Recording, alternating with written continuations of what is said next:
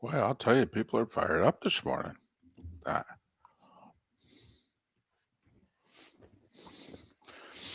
2 more sleeps to warmth. What does that mean? Probably means he's coming to Florida. Ah.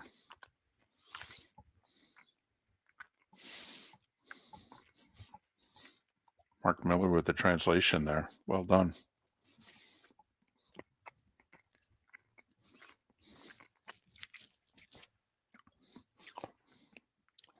All right, Tim. What's up, guys?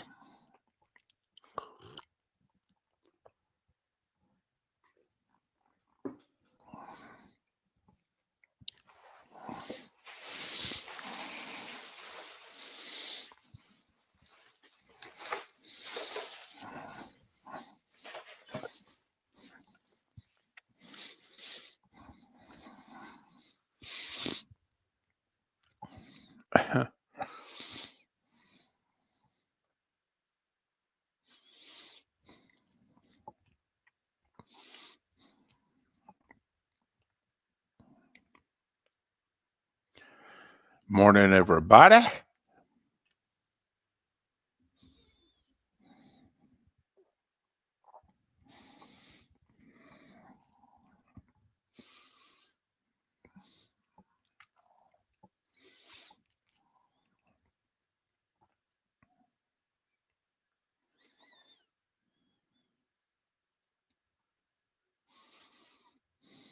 Safe travels, EB.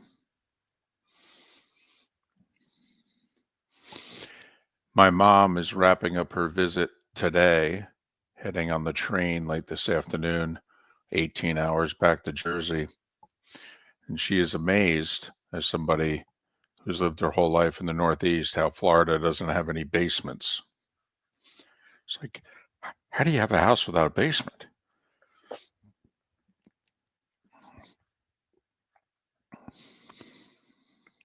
Buenos dias, Guillermo.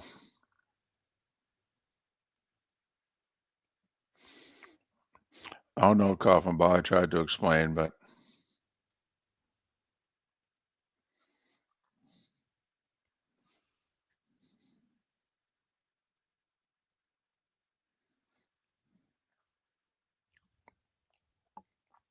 no, a few folks in the Twitch chat room heading down latter part of this week.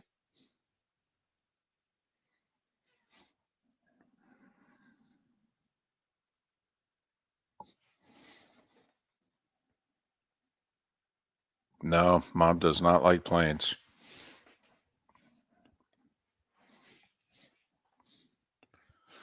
Yeah, Southwest Florida's already gotten to the 80s. Hell, I think Jacksonville's going to hit 80s here soon. Far cry from what it's been.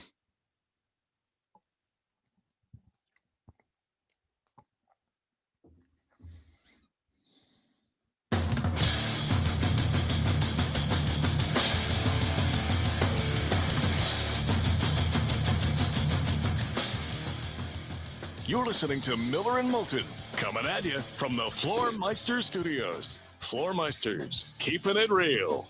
And now, here's Mark Miller and David Moulton. Top of the morning to you on this first Tuesday in February. Hope your week got off to a good start. We're always appreciative that you start your day with us. How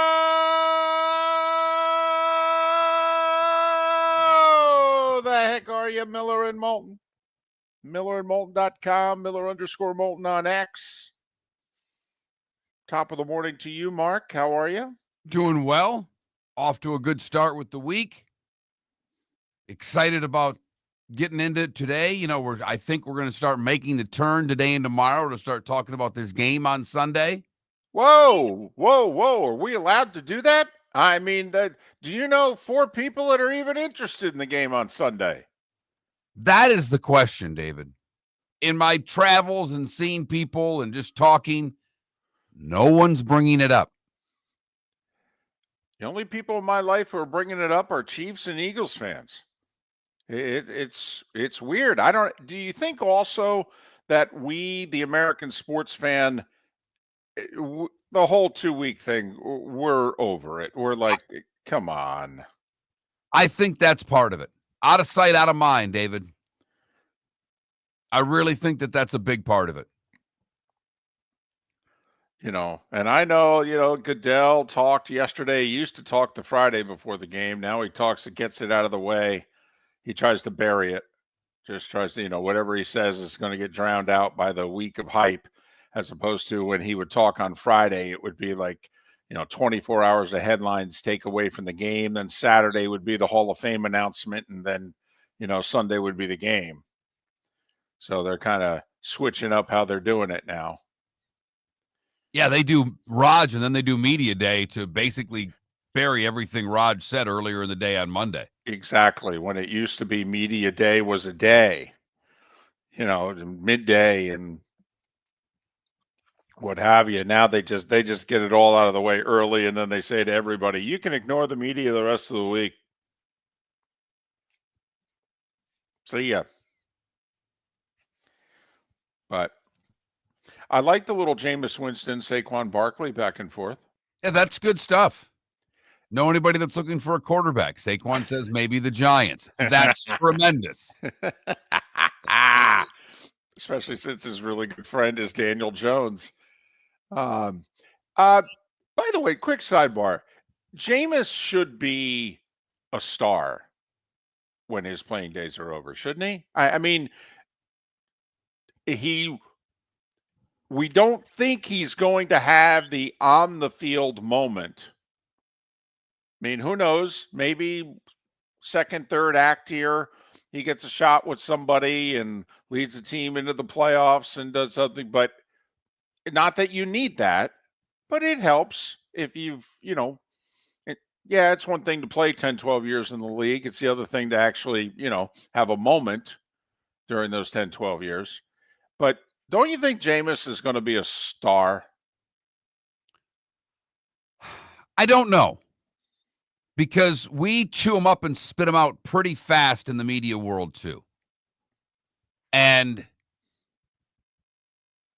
he is well liked by the players, which is a key component to being a star in that business. But what avenue do they put him in? Because I don't know if Jameis is really going to be an analyst, but he could be a great studio host. What's the role for Jameis? But he has a great personality. He's got $1 million smile. He's well liked by the players. Those are all key components, David. And he'll verbally let it rip also. And he can be funny and entertaining. I think he'd be amazing in a studio. He'd be amazing on a set. Like, I actually think I would have to watch. I mean, that's how, and maybe I'm just a little biased because he's kind of been in our sports life for almost 15 years now, certainly a dozen. But I just find him fun. I find him entertaining. I find it I thought Cam was going to be post-playing days. I thought Cam was just going to be Barkley. I really did. I thought he was going to be Barkley. He was a former MVP like Barkley was. All right. He was on the path to a Hall of Fame career before his shoulder injury. Didn't win a championship, got to the Super Bowl like Barkley, didn't win a championship, got to the finals once. I thought Cam was going to be Barkley. Yeah, I don't know if Cam wants to be. Yeah. And Cam made so much money in his playing career that he may not have to get involved in a post-playing career job in the media world. And I thought Cam with his outfits, I thought it was going to be the sports studio show equivalent of Vanna and her twirl and her walk, okay, that we were going to have to see what did Cam wear today, what hats he got on today. I mean, I thought Cam was going to be a big post-playing career deal, and obviously that hasn't happened. He appears on a podcast here and there, does a sit-down, TV stuff here and there.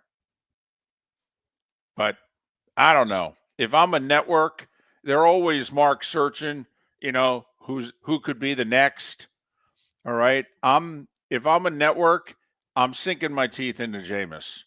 Well, and he's getting reps in a big way. And I say that because Dan Orlovsky, who's turned into a pretty big ESPN personality. I mean, my goodness, he's doing Geico commercials for crying out loud. But Dan Orlovsky, when he got started, was a weekly guest on Miller and Moulton for about a month because he needed to get reps in. Whoever his agent was knew someone who helped book our show and said he needs to get time on air. Would you guys be willing to put him on? Absolutely, we'd put him on. And his rise was incredible. Mm-hmm. Yep. Left CBS, actually. When we had him on, he was in a part-time role on CBS.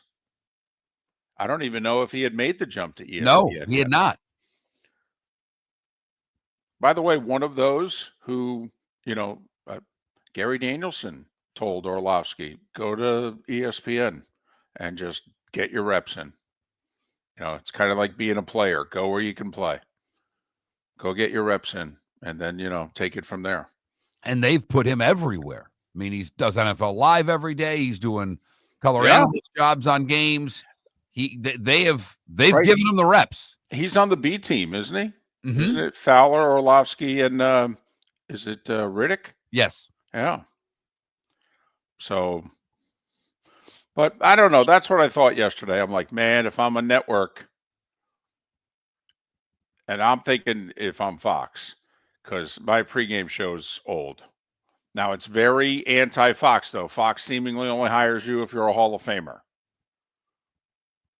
Everybody except, and Gronk's going to be a Hall of Famer. I mean, otherwise, that outside of the host, Bradshaw, Howie Long, Jimmy Johnson, Michael Strahan, soon to be Gronk. They've gone from Aikman to Brady, essentially, as their lead analyst with just, a pit stop of Olsen. Fox is into that whole Hall of Famer thing, and Jameis is not going to be a Hall of Famer. No, he is not. Jameis would be better served on that Amazon crew where they have fun. No, I'm just saying. I think he'd fit in better, younger, more hip, far more in tune with today's game. Him and Ryan Fitzpatrick. I don't know if you'd need anybody else if it was just him and Fitz. Clarissa Thompson could try to be serious and just throw it to the two of them and just, she could play her Ernie Johnson role and just let those two go nuts. But just a thought I had, just looking at it, I'm going, is this the beginning of Jameis and a broadcasting career? But Travis said he wants to play 3 more years last night. I know. 2 months ago, he kind of threw out there, I don't know, if we win 3 in a row, I might pack it in. Now he's playing 3 more years. I think that's because the guys who paid all that money for his podcast and all those endorsement people are like, you can't retire, dude. We got a lot invested in you.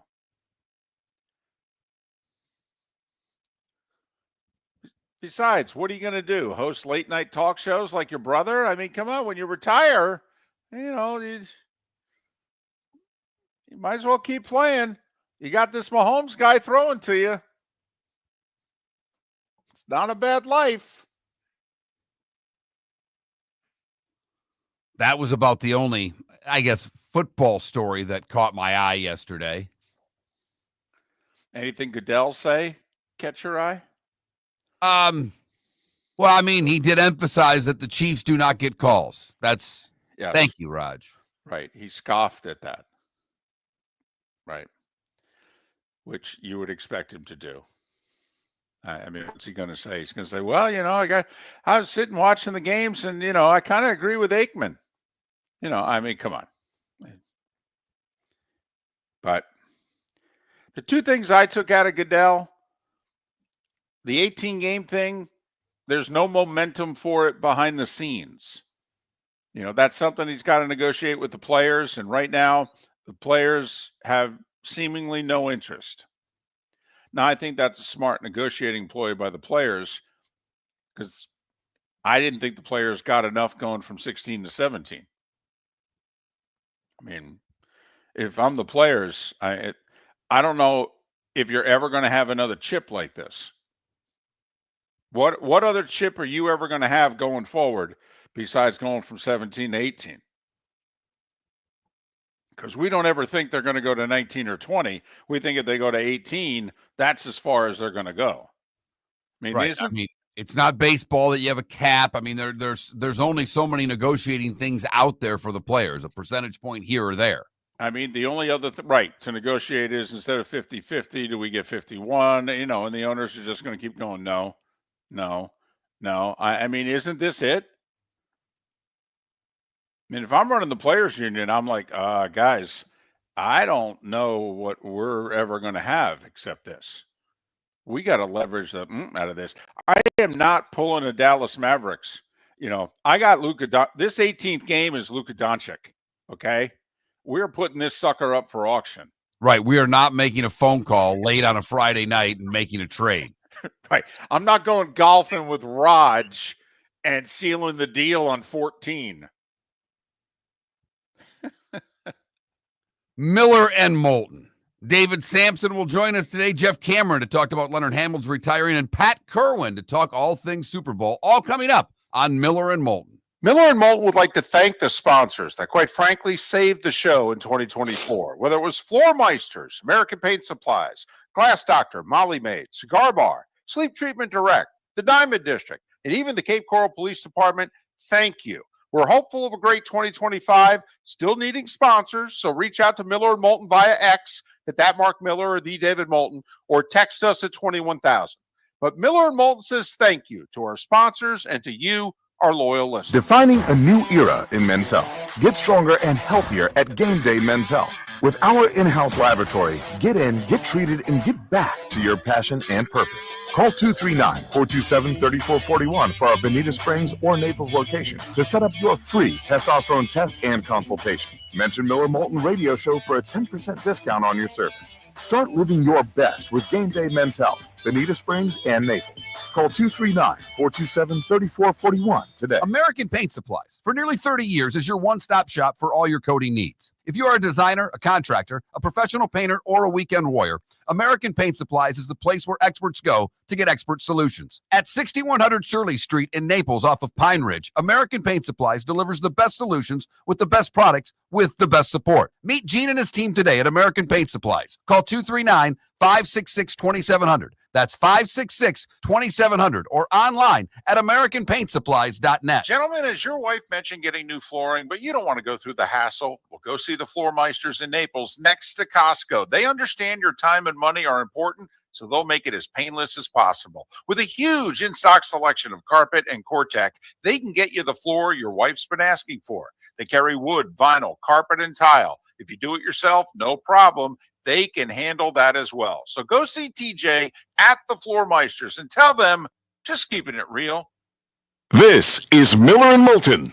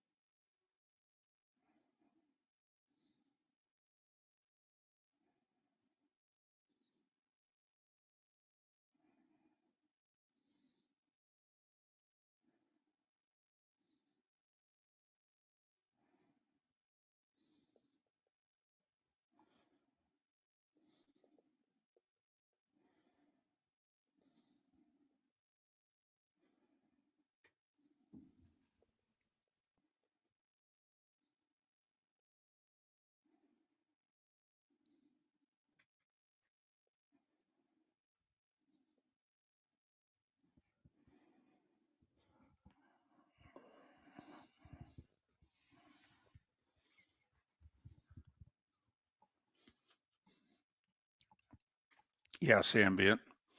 There is such a thing as getting used to jet lag. It's just kind of like when you go a long stretch in your life of only getting 4 or 5 hours sleep, and you just get used to, you know, a little fatigue.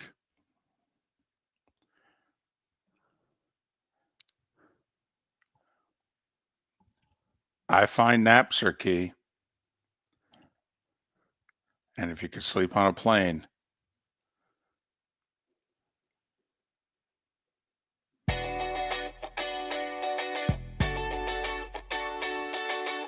You're listening to Miller and Moulton. And now, here's Mark Miller and David Moulton. 21 minutes past the hour, top of the morning to you. Miller and Moulton, millerandmoulton.com, Miller_Moulton on X. David Samson will join us coming up at the top of the hour, the starting five in a little more than 15 minutes time. Did you see the interview that Matthew Boyd gave yesterday? I did not. Matthew Boyd is the bookie that Ohtani's interpreter used. I'm sorry, Matthew Boyer. Matthew Boyer. I'm aware of it. So I don't know if people are still paying attention to this story, because Ohtani's been cleared, Mark. Ohtani had nothing to do with nothing. Although I will say Boyer claims that he didn't think Ohtani had anything to do with anything, and he kind of thought that the interpreter was siphoning off the money, that the interpreter never mentioned, Ohtani or having to get it from Ohtani. The bookie said, I never thought he was placing bets on behalf of Ohtani. He goes, he was a compulsive gambler, which is funny because that's what the interpreter is saying to the judge. Hey, I'm a compulsive gambler, try to, take sympathy on me. Meanwhile, the feds are going, he didn't have a compulsive gambling problem. You got to throw the book at him. And the bookie's like, oh, yeah, he was a compulsive gambler. I mean, I know. I'm a compulsive gambler, he said. He goes, and he was a compulsive gambler. This Matthew Boyer guy also said he took bets from Pete Rose. Right. And said that there were times in which he had to just say to Pete, okay, let's slow it down a little bit. That Pete was apparently betting 1,000 a game. That was Pete's bet. Love the action, according to Boyer. It's the other thing, though, that Boyer said, which I have to admit to me is the story here. Now, take him and his credibility, judge it how you will. He thought half the athletes are betting on sports. He didn't say betting on their sport. No, he really had percentiles listed. Right. 50% are gambling, 10% are compulsive gamblers, but less than 3% bet on their own sport. He Correct. has done some great research, David. Well, listen, you and I are very appreciative of going on the road R&D. So I'm very thankful for Matthew Boyer's contribution here. A little bit of irony, much is being made of Super Bowl Sunday is Saquon's birthday. Yeah, the date of Matthew Boyer's sentencing is his 50th birthday. Do you take that as a good sign, or, I'm going to turn 50 and they're going to throw the book at me type deal? He's facing a lot of charges, more than, the bookmaking, money laundering, and other things. I can't see them taking it lightly on him, David. So, but back to Boyer. What do you think of that? It's just one bookie. He says 50% of athletes are betting on sports. Only 3% are betting on their sport. I don't buy it because I don't think 50% of athletes care about other sports that much. He says they just like the action. Being in the arena, the excitement. He says they like the action. Besides, they got all this money, and they don't really know what to do with it. I think it's a pretty high claim. However, I know a guy who was a runner for some pretty big bookies. Okay. He used to always tell me that NBA players really liked action. But he never had names. He just said, when this Ohtani thing was coming out, he's not the only one. I know for a fact that there are other guys that do it. I'm sure that there are athletes betting on sports. I'm not that naive. But to think half of the athletes in sports are betting, I think that number is ridiculously high. I agree with you. I think it's way too high. What if the 3% number is right, though? If 3% of professional athletes are wagering on their sport, that's one guy. It's slightly less than one guy, but we'll round up. It's one guy in every major league dugout is betting on baseball because it's a 26-man roster now. So, that's obviously just under 4%. So one guy in every major league dugout is betting on baseball. That's, what is it? If you got in football, well, let's see, 53, but I think they do 47 active, I think. So, yeah. So you got two guys on, and so you got four in every game. Right. So you've got one in every NBA game. Correct. You've got two in every hockey game. Right. One on each bench, basically. Right. So does that seem plausible to you? One player in every dugout, two guys on each NFL sideline, one of the NBA players that's sitting on the bench for both teams, one of those 24 to 30. And then one on each hockey bench is betting on the NHL. Seems high to me, David. Really? Yeah. Okay. I wonder where they find the time. I mean, I know you can just bet in a hurry, but if you're going to do this and you're on the inside, you're taking this a little more seriously than throwing on your Hard Rock app and making a bet at 7:00.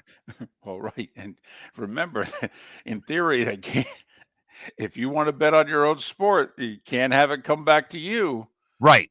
So you got to have layers involved here, at least one, probably two. So you're not buying it? No. Okay. I think that's high. I do. I think every number he gave is high. How high? And don't laugh. I would say, what if the 3%'s twice as high? Because we just cut everything in half. Instead of one guy in each dugout, it's one guy involved in the game. It's one guy on each NFL sideline is betting on the NFL.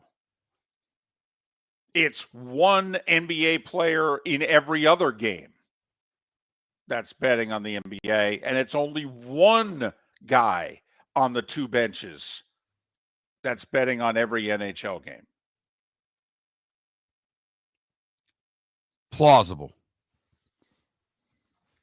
I mean, they have great systems in place to catch these guys. Yeah. They've caught 2 NBA players. They've caught 3 colleges. They just fired an umpire, which we'll get to in the starting 5. And he didn't even bet. It's a hell of a story. We'll get to it coming up. This is what would take down sports. This is it. This is it. It's one thing to joke about the Chiefs are getting the calls It's another thing to find out after the fact that there's someone involved that was actually placing money on the game. Holy blank. And I wonder how many fans would be upset if they knew their players were betting just on their team to win. See, it's betting on your team to lose where there's a problem. Right. But betting on your team to win, well, yeah, that's what we want. It's the old Paul Hornung line when he got suspended for the year in the NFL. Did you bet on the Packers? Yeah, we were really good. Miller and Moulton would like to thank the sponsors that, quite frankly, saved the show in 2024. Whether it was Floor Meisters, American Paint Supplies, Glass Doctor, Molly Maid, Cigar Bar, Sleep Treatment Direct, the Diamond District, and even the Cape Coral Police Department, thank you. We're hopeful of a great 2025, still needing sponsors, so reach out to Miller and Moulton via X at that Mark Miller or the David Moulton, or text us at 21,000. But Miller and Moulton says thank you to our sponsors and to you, our loyal listeners. Gentlemen, as your wife mentioned getting new flooring, but you don't want to go through the hassle, well, go see the Floor Meisters in Naples next to Costco. They understand your time and money are important, so they'll make it as painless as possible. With a huge in-stock selection of carpet and Cortec, they can get you the floor your wife's been asking for. They carry wood, vinyl, carpet, and tile. If you do it yourself, no problem. They can handle that as well. So go see TJ at the Floor Meisters and tell them, just keeping it real.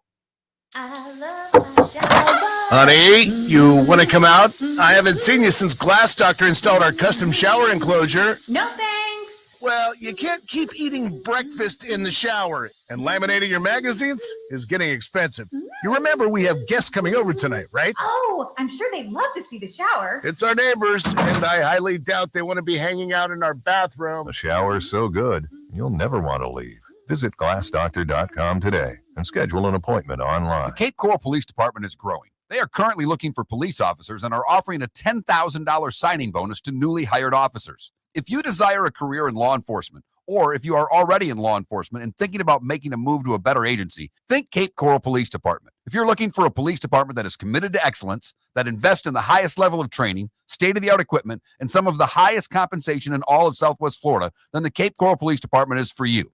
Visit capecops.com. That's capecops.com. This is Miller and Moulton.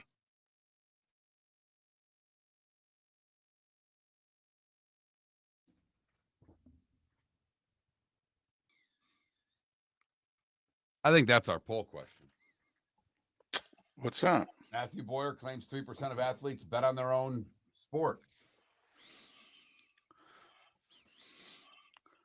Do you agree with him?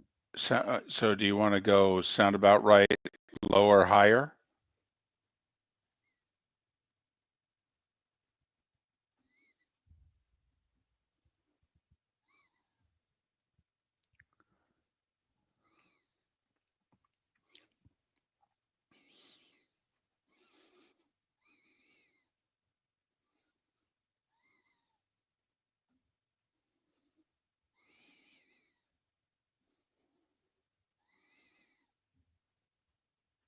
All right, Matthew Boyer, bookie for Otani's ex-interpreter, claims that 3% of athletes bet on their own sport. Do you agree with him?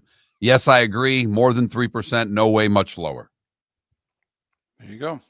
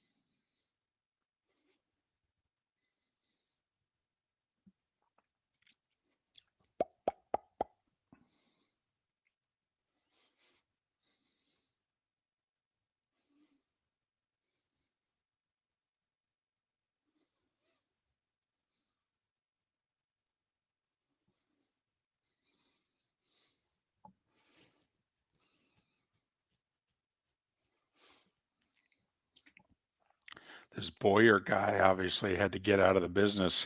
He's selling AstroTurf. He says, man, I miss the action so much. He's got 5 kids.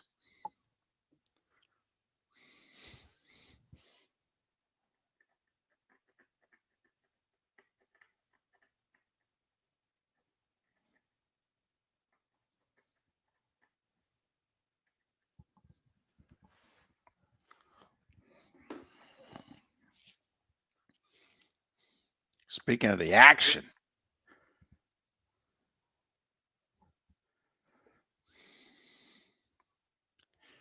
Iowa getting 7.5 tonight at home against Purdue. UCLA's, I told you, UCLA 2.5-point favorite. Yep.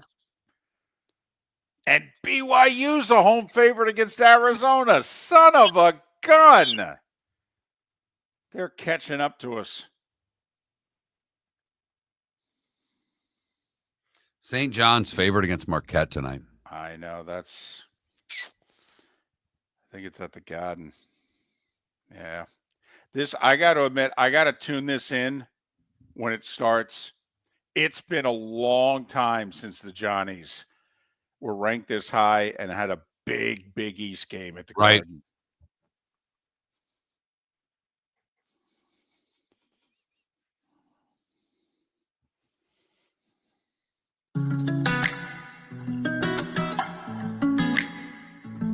Welcome back to Miller and Moulton. Text the guys what's in your mind at 21,000.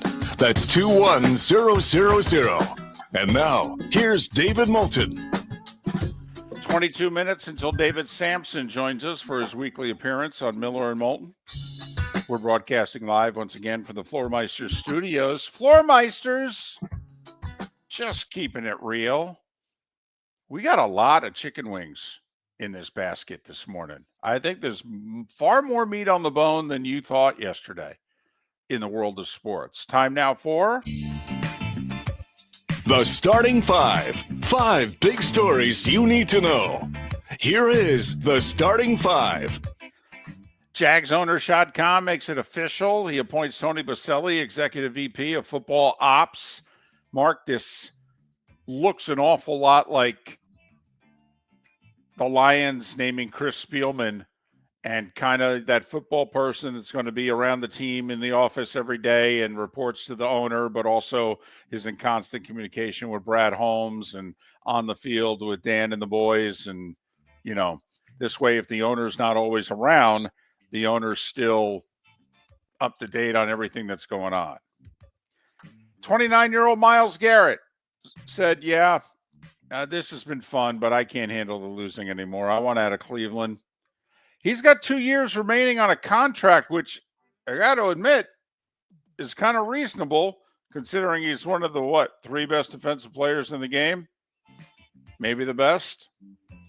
He's making around $25 per for 2 more years.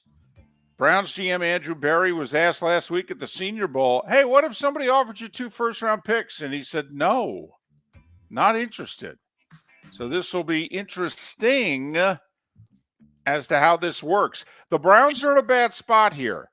The way his contract is constructed, they can't get a ton of relief by trading Myles, whether it's pre-June 1st, after June 1st. The Browns are in a tough spot here. And if I'm the Browns, I'm saying that to other teams going, it's actually going to take more than 2 ones. Mark, I'm telling you right now, if I'm the Green Bay Packers, I'm all in. This would be Reggie White all over again. I'm all in. We're getting serious. We're putting chips in the middle of the table here. We're going for it. For all the winning, Mark, the Packers have done the last 4 years. You know how many playoff wins they have? Zip. 1. That's it. Time to get serious here, boys. I'm sorry, they whooped Dallas. That's my bad. The Rams, by the way, are looking to trade Cooper Kupp. The source is Cooper Kupp. He's got 2 years left on a contract. He turns 32 this summer. He's got huge cap hits the next 2 years. So if they're going to trade him, they're probably going to have to restructure his contract. Funny thing is, he's got about $57 million counting against the cap mark the next 2 years, but only $5 million of it's guaranteed. So once again, this seems to be like a bookkeeping deal. He will likely be traded as a post-June 1st deal because the Rams then would save $20 million. If they cut him sooner or trade him sooner, they save only $15 million. Roger Goodell, in his State of the League address yesterday, doubled down on diversity, scoffed at saying the officials favor Kansas City, wants an 18-game season, but they have not had any talks to make it happen yet, and says, I think an international franchise is possible, and if so, we would likely then have an international Super Bowl. Because you think about it, if we had a new team in the NFL, we would probably give them a Super Bowl in short order. We've done that in the past. That's how Jacksonville got their game. And so he said, if we have a Frankfurt team, we'll probably have a Frankfurt Super Bowl at some point. And, NFL fans just love hearing that. Love it. Stop it, Raj. Stop it. College basketball, Leonard Hamilton announced he's resigning at the end of the year. This is one of the worst kept secrets in college basketball, that this was going to be Coach Ham's last year. He's 76. He's taken Florida State to 4 Sweet 16s and an Elite 8. Probably was going to take him to the Final Four in the 2021 COVID year. Miller and Moulton had big money on Florida State in 2021. We jumped all over Miami in 2023. We jumped on the Gators about a month ago. We were all over the Knowles in 2021. Yep. Sacramento assistant, former Seminole player Luke Laux, who turns 35 in April, is considered the leading candidate to replace Leonard Hamilton. Jeff Cameron will join us in about an hour to talk about it. College basketball last night, Kansas whooped up on Iowa State 69-52. They led by 16 at the half, won by 17. The polls are out, Mark, and they kind of a consensus. Auburn 1, Duke 2, Bama, Tennessee, Houston, Florida, your top 6. A&M's also in the top 10, which gives the SEC 5 of the top 10. In the AP, the SEC has 9 teams ranked. In the coaches poll, they have 7. By the way, St. John's is 12th in the AP, 10th in the coaches poll. That's the highest the Johnnies have been in a really long time. Rick Pitino is coach. Just saying. Big 10 is 6 teams ranked. Big 12 is 5. NBA, Jimmy Butler tells Golden State, I'm not signing an extension with you guys. I have no interest in playing for you. I mean, Mark, why would you have an interest in playing for, Steph? And there's no appeal there. And apparently Golden State is calling every team in the league, try any team that's got an all-star, and they're trying to get them right now. Apparently they've called the Lakers about LeBron and the Suns about Durant. Right. They called the Lakers about LeBron last year, by the way. They did. The gambling ring, Mark alluded to it off the top of the show. The gambling ring that's under investigation in the NBA that Terry Rozier got named a part of last week. Apparently, that gambling ring also includes 3 college basketball teams: North Carolina A&T, Mississippi Valley State, and Eastern Michigan. Orlando lost again. They've lost 9 of 10. They can't score. They had a huge fourth quarter to lose 104-99. They're now 24-27. Yeah, that's not good. When the Pistons have a better record than you, there are problems, David.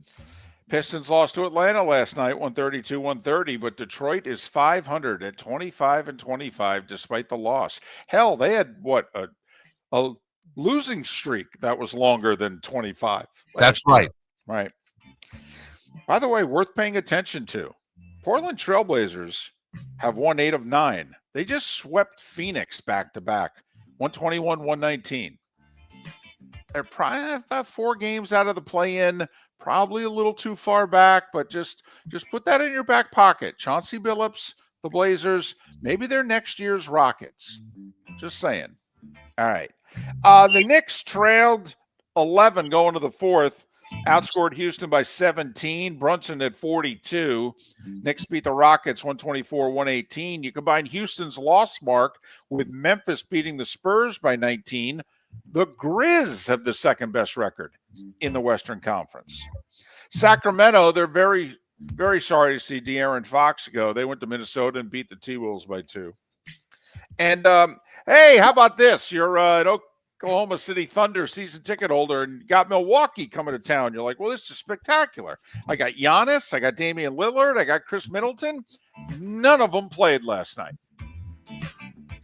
They were down 41 going to the fourth, were the Bucks, before losing by 29. Think about this. Oklahoma City scored 9 points in the fourth quarter. 9. And won by 29. It's an embarrassment. It's a disgrace. I honestly think I could go to court and sue for fraud and get some money back. Maybe not, but I like where your head's at with it, though, David. I'm mad as hell, and I'm not going to take it anymore. Right. President Trump hosted the Florida Panthers yesterday at the White House. He joked about the Panthers losing the finals one year, coming back the next year and winning. He said that's called a comeback. Not that I would know anything about that. All right. Good line. It's a good line. Way to go. All right. That's what we like to see.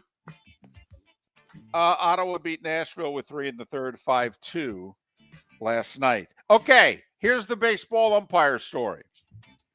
Major League Baseball fired umpire Pat Hoberg for, quote, sharing, unquote, his legal sports betting account with a friend. The friend bet on baseball games on the account. Hoberg vehemently denied betting on baseball directly or indirectly. Major League Baseball completely agrees with him. They said, we looked into it. There was no evidence he bet on games. There was no evidence he manipulated any of the games that he umpired in any way. Yet they fired him for failing to uphold the integrity of the game, and that, quite frankly, you dumbass, you should have known that your friend, who's a professional poker player, who you were sharing the account with, might bet on baseball, you moron. What the hell? And I'm being serious here. David, I have a lot of accounts. I don't share any of them with anybody with the exception of my wife. I agree. They're adults. Get your own damn. That is the dumbest thing I've ever heard. Hey, let's get a gambling account and we share it. In fact, David, you and I make bets on occasion on my account. Do you know whose account it is? It's mine. Correct. We're not sharing it. I put my money in it. Right. It's my account. Right. I have no idea any of the info I could not place a bet on that account. I know nothing about it. No. Right. Here's the problem. This guy's regarded as one of the best umpires in baseball. 38-year-old. Do you remember the story 3 years ago about the umpire who called the perfect game in the World Series? It was Pat Hoberg. He's the best ball and strike caller in the game, or was the best balls and strike caller in the game. Game 2 of the 2022 World Series, there were 129 pitches that reached the catcher's glove, that were not fouled off, that were not put into play. There were 129 pitches that reached the catcher's glove. He got every single pitch correct, according to the, computer there. Yeah, now he's out of a job. He can, much like Pete Rose, he can, a year from now, apply for reinstatement. I got to admit, I would let him back in. I mean, you did the investigation and you concluded he didn't bet on baseball and he didn't in any way, do anything with the game. He was just a moron. I would hire him again. Would you? No. Okay. I would not, David. All right. Because that is the one thing that can bring these sports down. He didn't gamble on baseball. His friend did. They don't talk? Listen, even the commissioner said, we investigated this for over a year. We found he did nothing wrong except being a moron. That's enough reason for me to fire him, but you wouldn't give him a second chance? No. Wow. And you got to be of a certain age.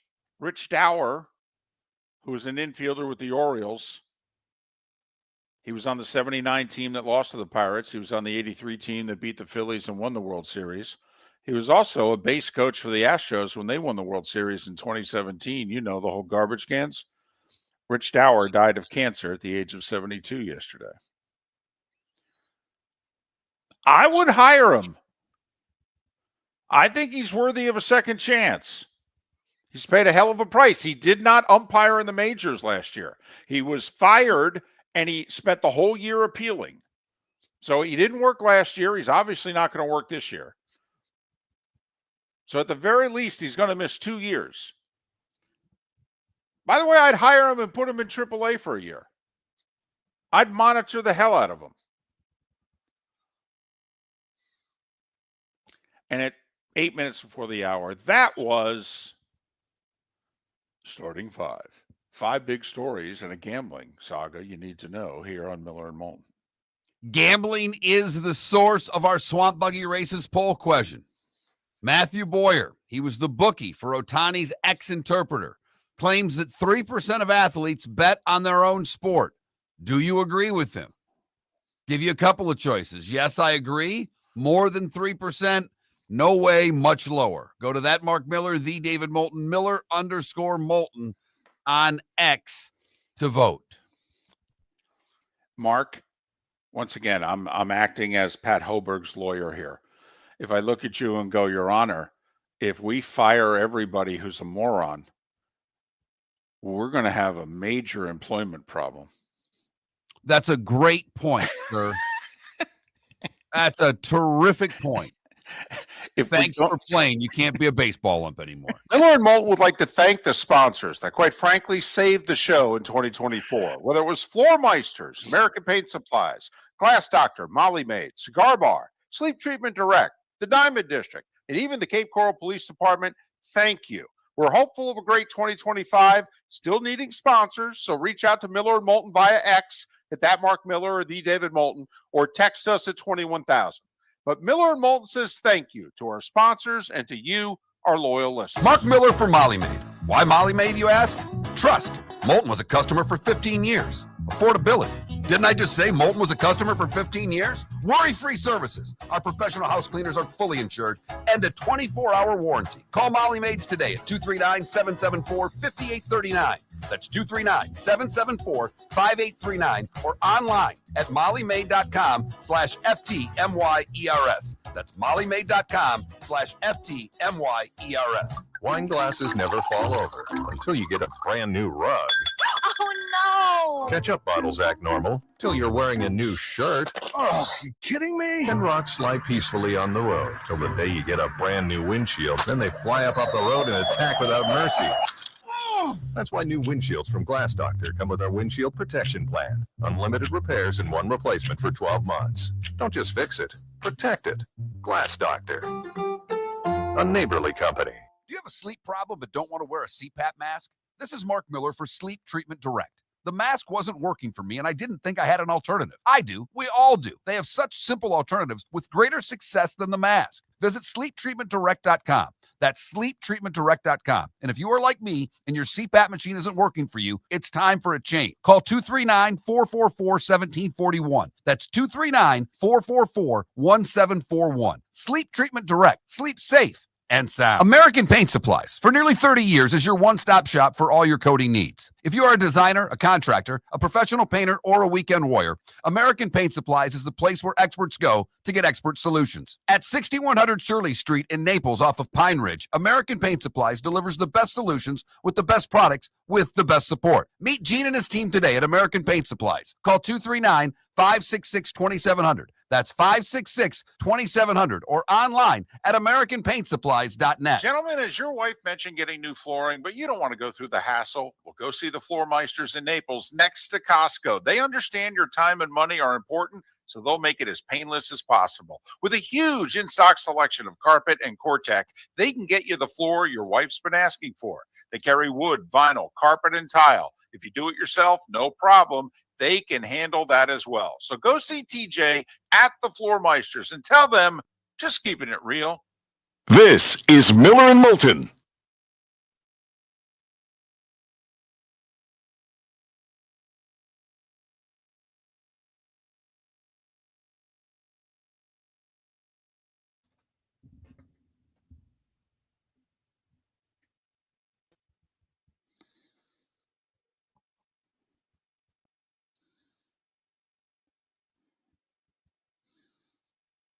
I sent David the thing.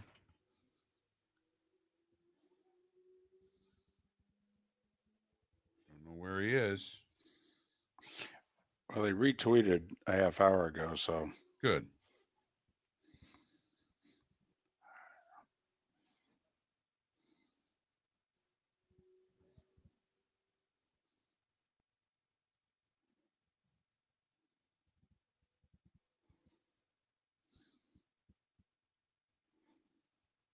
There he is.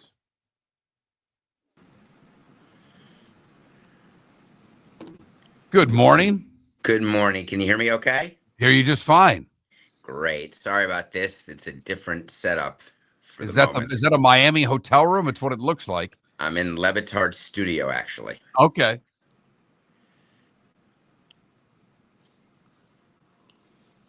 How are you this morning? I am doing well. What about you two? Doing good. Good. Super Bowl week. Yep. I think we're past. We were just talking about. I think we're past the 2 weeks between the championship games and the Super Bowl. It's a lot. I lost all momentum already. Yep. Maybe there was a time when it was necessary, but now with all of the media and the immediacy, it seems unnecessary. They still think it gives them an extra week of attention.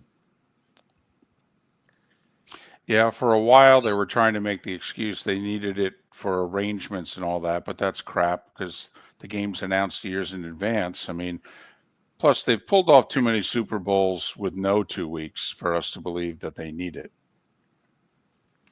Yeah, there's no doubt. I agree with you.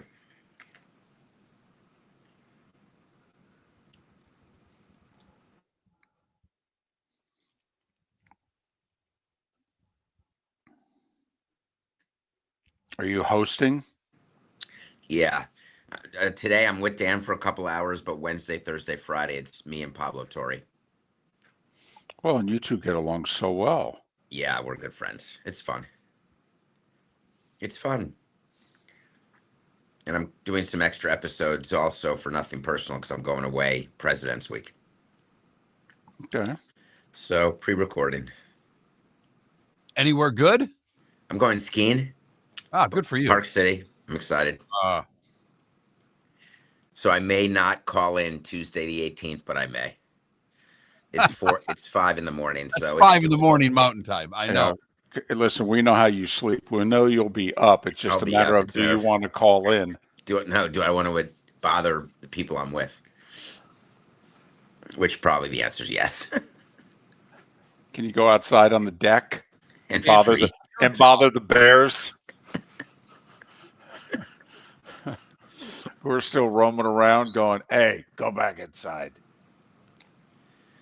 How far is Park City from Salt Lake City? Not far, like 40 minutes. It's great. Yeah. Fly direct to Salt Lake City, get in a car, and you're there.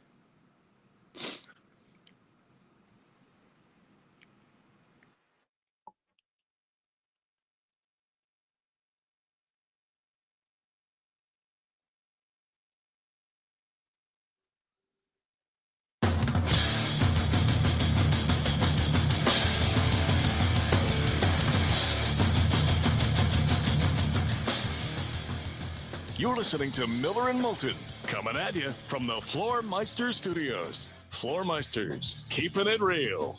And now, here's Mark Miller and David Moulton. Joined once again at this day and time by David Samson. He of the hosts of the award-winning Nothing Personal with David Samson, a terrific daily podcast that he does live at 8 a.m. Eastern, and then it rebroadcasts in its entirety at 10 a.m. Eastern on the DraftKings Network. You can follow David on X at David, the letter P. Samson, David P. Samson. Top of the morning to you. How are you? I am great. Good to see you both. Favorite day of the week. I say that every week, but you know it's true.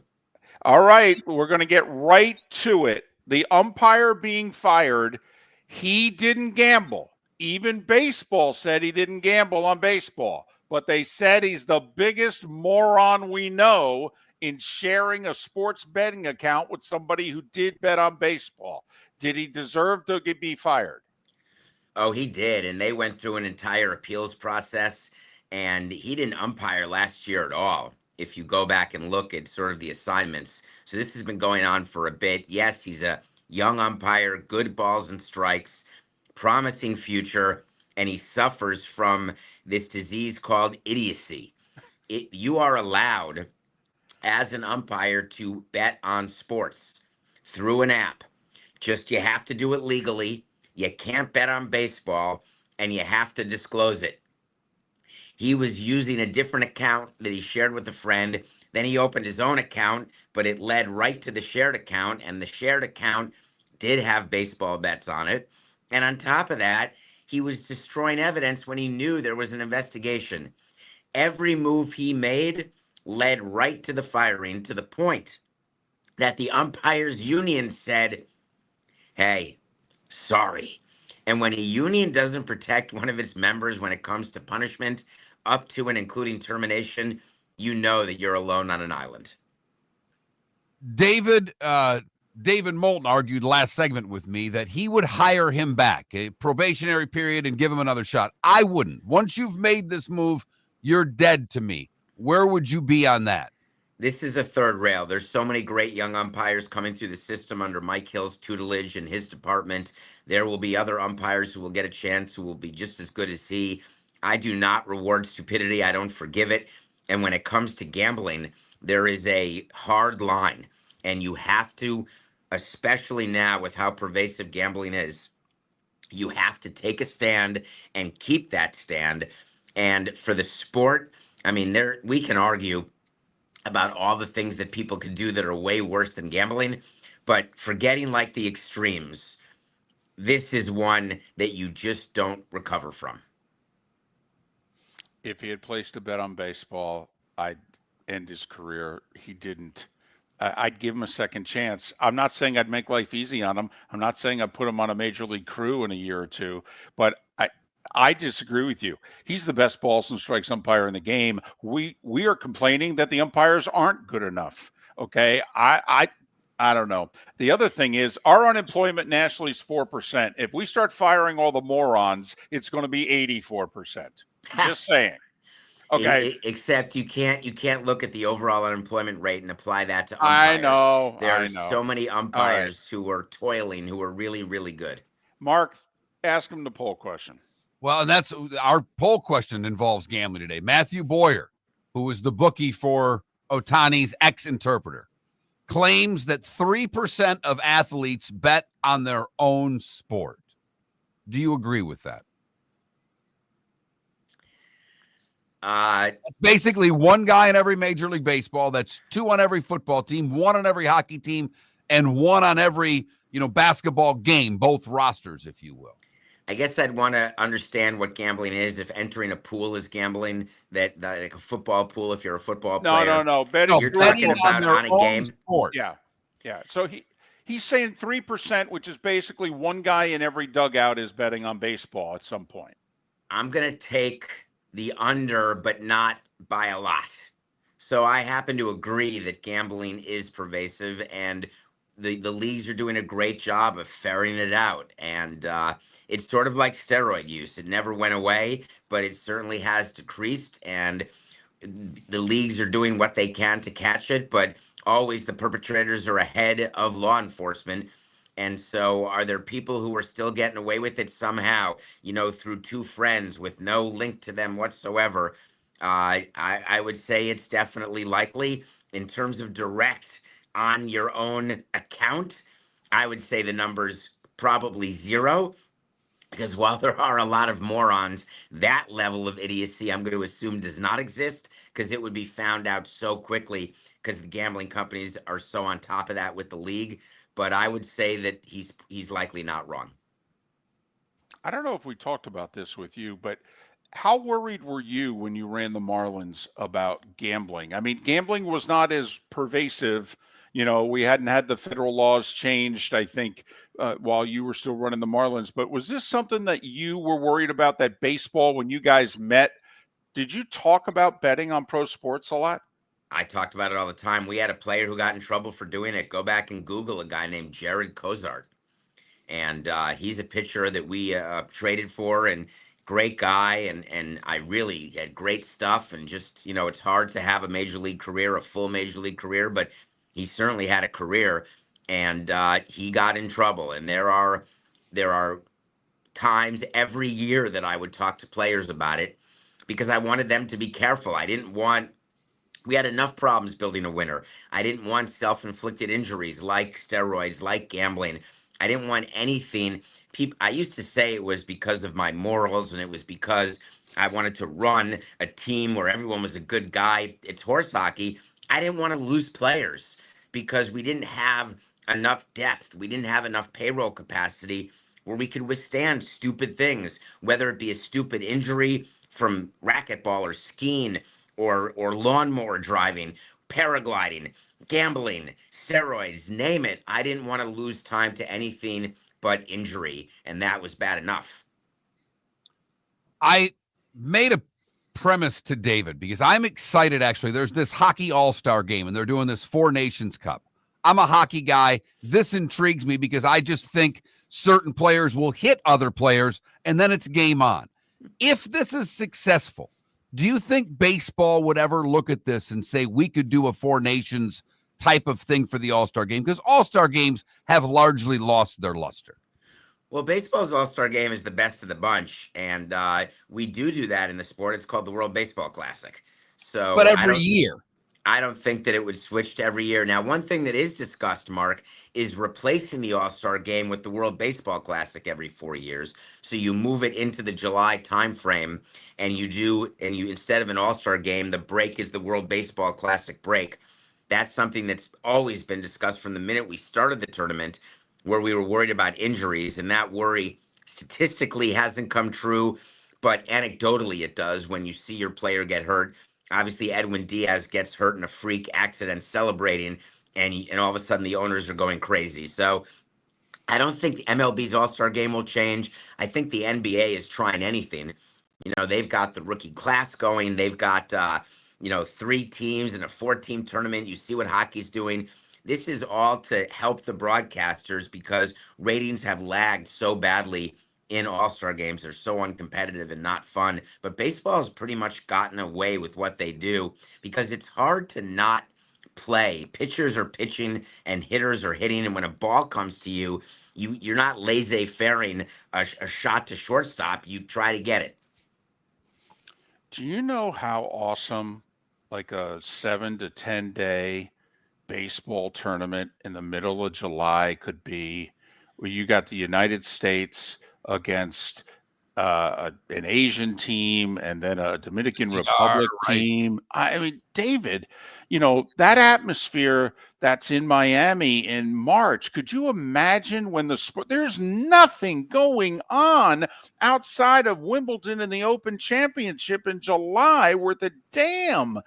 Baseball could own the sports world for 7 to 10 days, and it would be high level stuff. I must tell you that I was always in favor of it, and the argument against it came from players, the union, and it came from certain owners who didn't want their team shut down. They didn't know what to do with the players who were not playing in the World Baseball Classic, of which that's the majority, where you have to keep the pitchers you know, you can argue today with the pitch counts and everything else that you can miss a turn in the rotation and not have to go back to zero. But baseball is such a game of routine that cutting the routine, and it wouldn't be 7 days. We were looking 10 to 14 days if you're really going to do it. And that's a pretty long stop in the middle of a baseball season. And it's the same conversation, Ray, the Olympics, about having big leaguers in the Olympics, that you'd have to shut down the sport. And what would that mean? And we've just been unable to get to the finish line on that. What if you just took one for the team? What if you didn't shut down the sport? Okay, but some of the top guys left for a week and a half. It's like going on the old 15-day DL, but instead they're actually going to promote the hell out of the sport. And basically Major League Baseball has to carry the insurance policy if any of these guys get hurt. But, you know, I mean, David, come on. Like, we don't want Bryce Harper and Aaron Judge in the Olympics. I mean, you seriously. get 0 votes for that. Not one, not the 23 required, 0. For me to play 7 home games, or maybe 10 if I'm on a 10-game homestand, or any number of games out of the championship season without my top players. Once every 4 years. Once every 4 years. 0 1 votes, week. David. You won't give up 6 home dates with your best player once every 4 years? No. Then you deserve it. Okay. I'll wear seriously. it. But I'm not doing it because I give up enough games with the injuries and with, you know, rest days and all the other times that my best players don't play. I'm not lending them to the Olympics and then continuing with my championship schedule or World Baseball Classic. I'm not doing either. Yeah, they're not going to sacrifice Gates. I mean, this would be baseball having load management. We see how badly basketball gets crushed regular season for guys missing in the way that they do. Baseball wouldn't. I know where you're at, David. I just don't think we have load management. It's called the Sunday lineup. Of course, Jack McKeon never had a Sunday lineup. If you're a bench player on his team, you might as well, you know, sell hot dogs. But most teams do rest players now. Very few guys play 162. So there is load management, but it's such a longer season that it doesn't get the sort of attention it does in the other sports. Yeah, boy, we're asking starters to throw 150 and 60 innings now. We are really asking a lot. Boy, we really are. Okay. David the pitchers Samson would like to pitch more, David. They just don't. No, they don't. David Samson, nothing personal with David Samson. It's weekdays at 8 a.m. I'm verklempt, really. Follow him on X, David, the letter P, Samson. It's the worst offboarding ever. Ever. You should be ashamed of yourself. I suck. Thanks, David. Miller and Moulton would like to thank the sponsors that, quite frankly, saved the show in 2024. Whether it was Floor Meisters, American Paint Supplies, Glass Doctor, Molly Maid, Cigar Bar, Sleep Treatment Direct, the Diamond District, and even the Cape Coral Police Department, thank you. We're hopeful of a great 2025, still needing sponsors, so reach out to Miller and Moulton via X at that Mark Miller or the David Moulton, or text us at 21,000. But Miller and Moulton says thank you to our sponsors and to you, our loyal listeners. American Paint Supplies, for nearly 30 years, is your one-stop shop for all your coating needs. If you are a designer, a contractor, a professional painter, or a weekend warrior, American Paint Supplies is the place where experts go to get expert solutions. At 6100 Shirley Street in Naples off of Pine Ridge, American Paint Supplies delivers the best solutions with the best products with the best support. Meet Gene and his team today at American Paint Supplies. Call 239-566-2700. That's 566-2700 or online at AmericanPaintSupplies.net. Gentlemen, as your wife mentioned getting new flooring, but you don't want to go through the hassle, well, go see the Floor Meisters in Naples next to Costco. They understand your time and money are important, so they'll make it as painless as possible. With a huge in-stock selection of carpet and Cortec, they can get you the floor your wife's been asking for.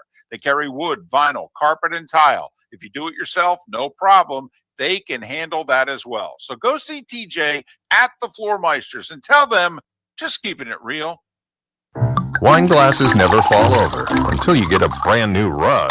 Oh, no! Ketchup bottles act normal till you're wearing a new shirt. Oh, you kidding me? And rocks slide peacefully on the road till the day you get a brand new windshield. Then they fly up off the road and attack without mercy. That's why new windshields from Glass Doctor come with our windshield protection plan. Unlimited repairs and one replacement for 12 months. Don't just fix it, protect it. Glass Doctor. a neighborly company. This is Miller and Moulton.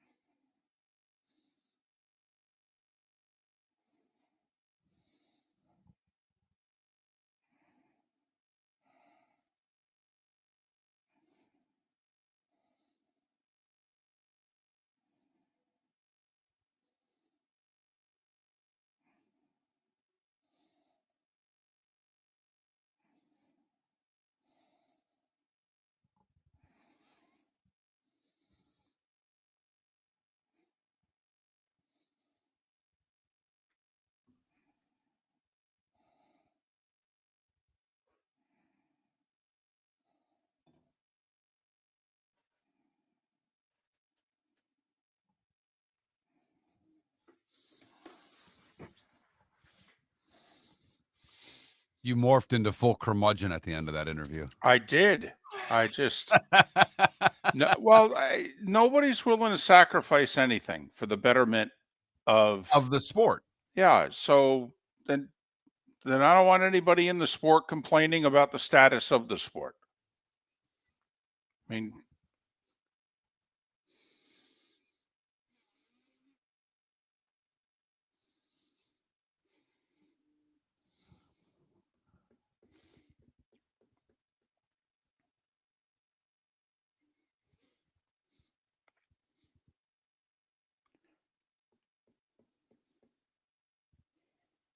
Mello, I'll try to check it out.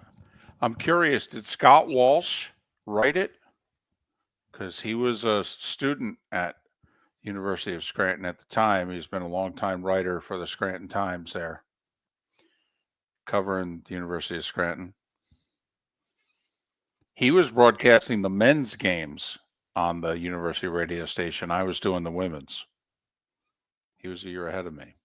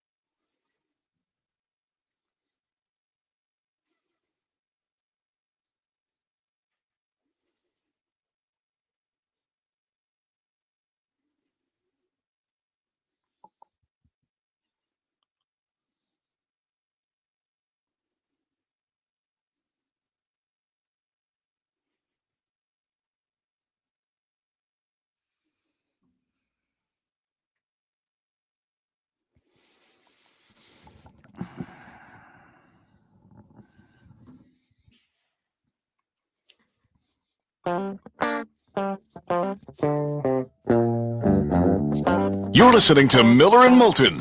And now, here's Mark Miller and David Moulton. 21 minutes past the hour. Miller and Moulton, millerandmoulton.com, Miller_Moulton on X.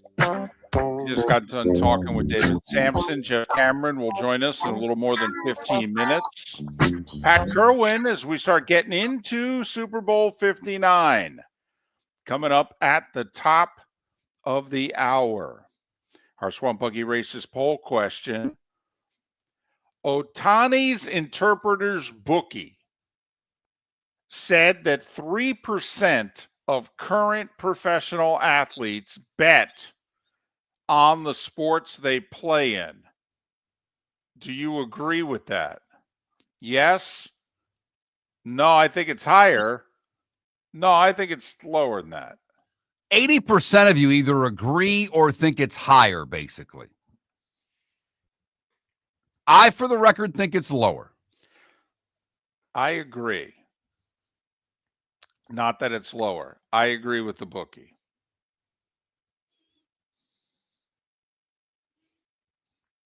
I just don't see that many people gambling on the sport that they play. I don't. Not with what incomes are in those sports now. If this would have been 50 years ago, 30 years ago, I'd believe it. But the money that's being made by these athletes is not something that I would want to sacrifice for gambling on a game. Well, and that's what the bookie even said in the article, Mark. The bookie said when he heard Terry Rozier's name mentioned last week, he said, that surprised me. He signed a $90 million contract. Okay, he goes, but I do know the guys love the action. They want in on the action. So even the bookie agrees with you to some respect, in which he goes, man, you know, it's a lot more money today than it used to be. And tough to find a sport where there's more money than the NBA. We were going through it yesterday with the Luka deal. And the contracts he could sign if he was still in Dallas versus what he can sign in Los Angeles and when he can sign them. And I mean, it's a lot of money. It's the most money in North American professional sports. We warned you of that about 5 years ago. We said, listen, it's going to be the NBA, and it's going to be the NBA by a wide margin. And if you're a player in the NFL, as we talk about the 18th game, how much money do you think you should be getting? I mean, you're watching the NBA players make these astronomical sums of money, and then you look at what your television ratings are for your sport. Never mind, obviously, your careers are arguably shorter. The injury factor involved in your career versus others. Their contracts are fully guaranteed in almost every case. Yours are almost always not fully guaranteed. And if so, only guaranteed to a certain extent.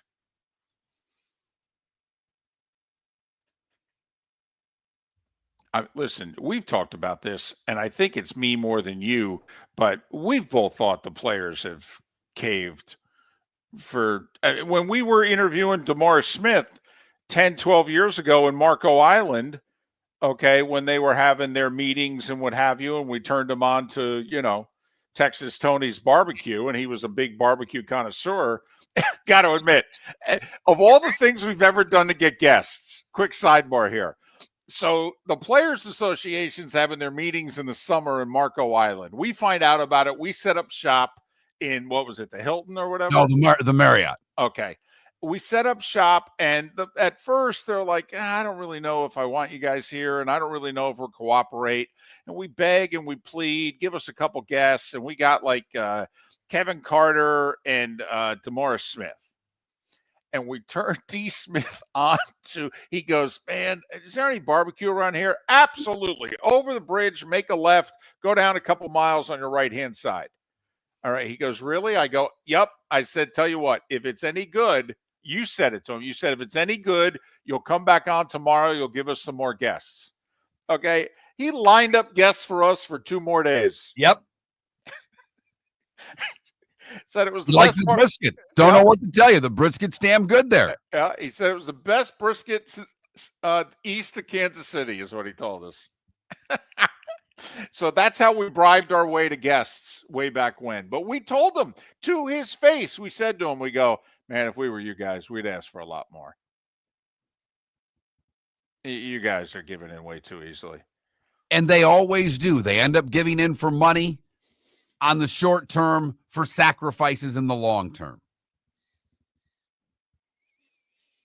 But when you compare what the basketball player is going to be making to what the NFL player is making, if I'm an NFL player, I'm pissed.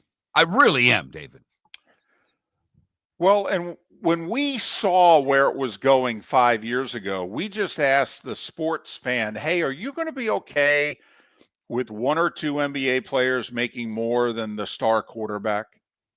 Or is that going to turn you off to the sport? And of all the complaints that we get about the NBA, no one ever mentions the money. No, load management is what they mention. They want to see the players play. But now that has a direct correlation with money because people get ticked off that they're making all this and can't play a full season. And you got to remember, this new TV deal doesn't kick in until next year. They're making all they're making now off the old TV deal.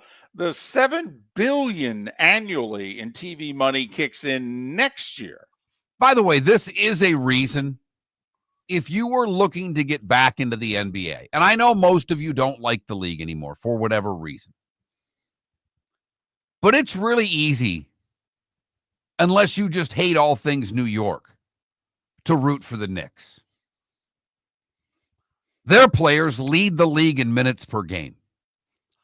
They play hard every night. Oklahoma City and the Knicks are the two teams where load management really isn't an issue, and you're pretty sure you're going to get a good, hard effort most nights. I might throw Houston in that mix as well because they're young. But the Knicks have a little bit of star power, guys you've heard of, and they go at it hard every night.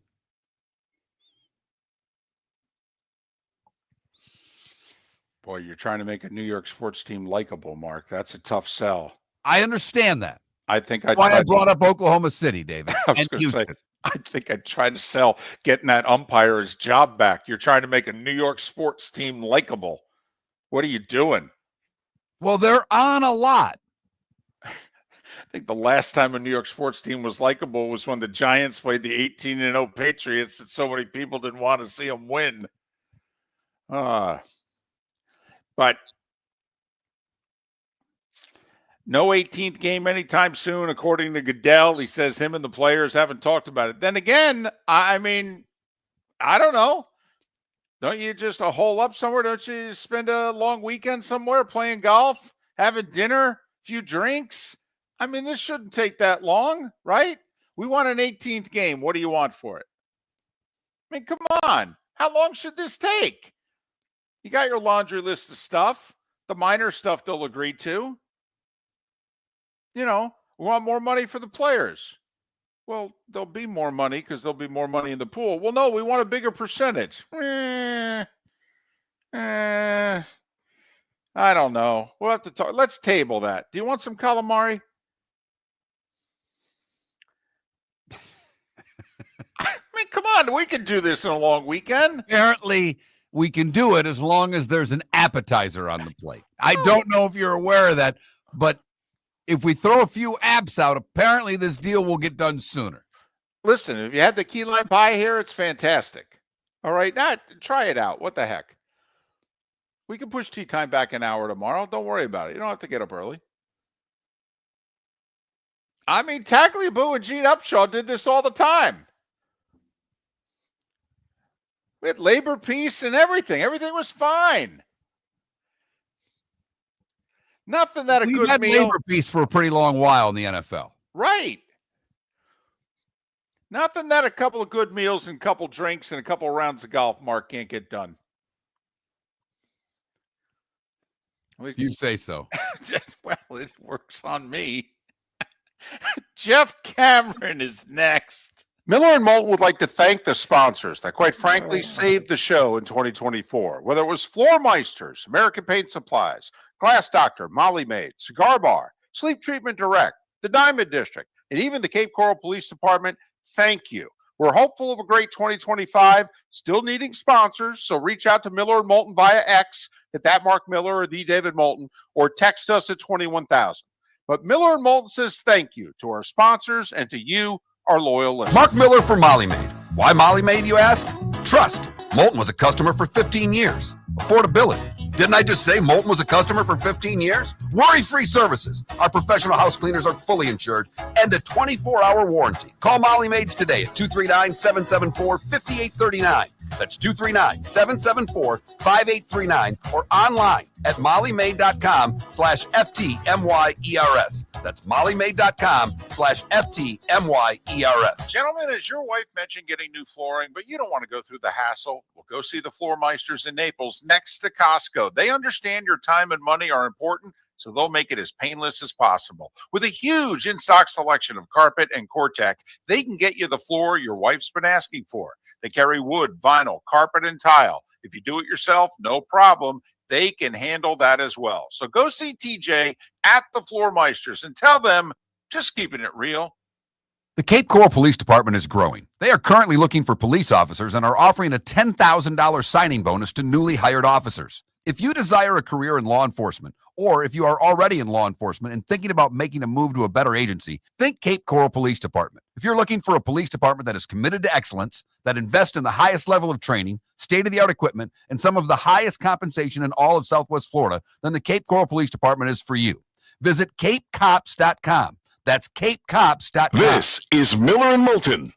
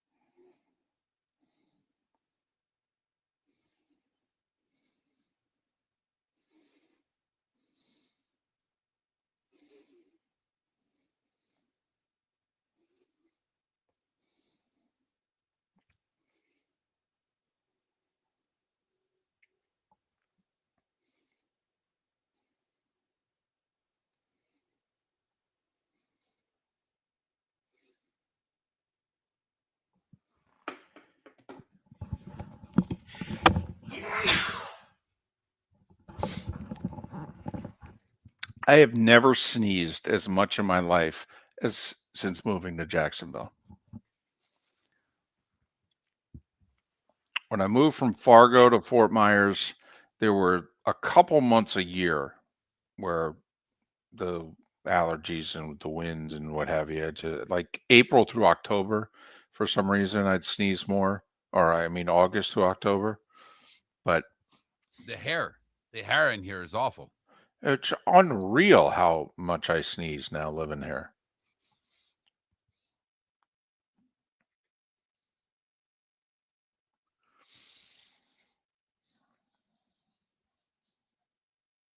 Now back to regularly scheduled programming already in progress.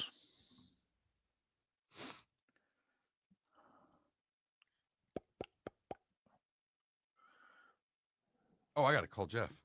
Oh, that's all right. We got time.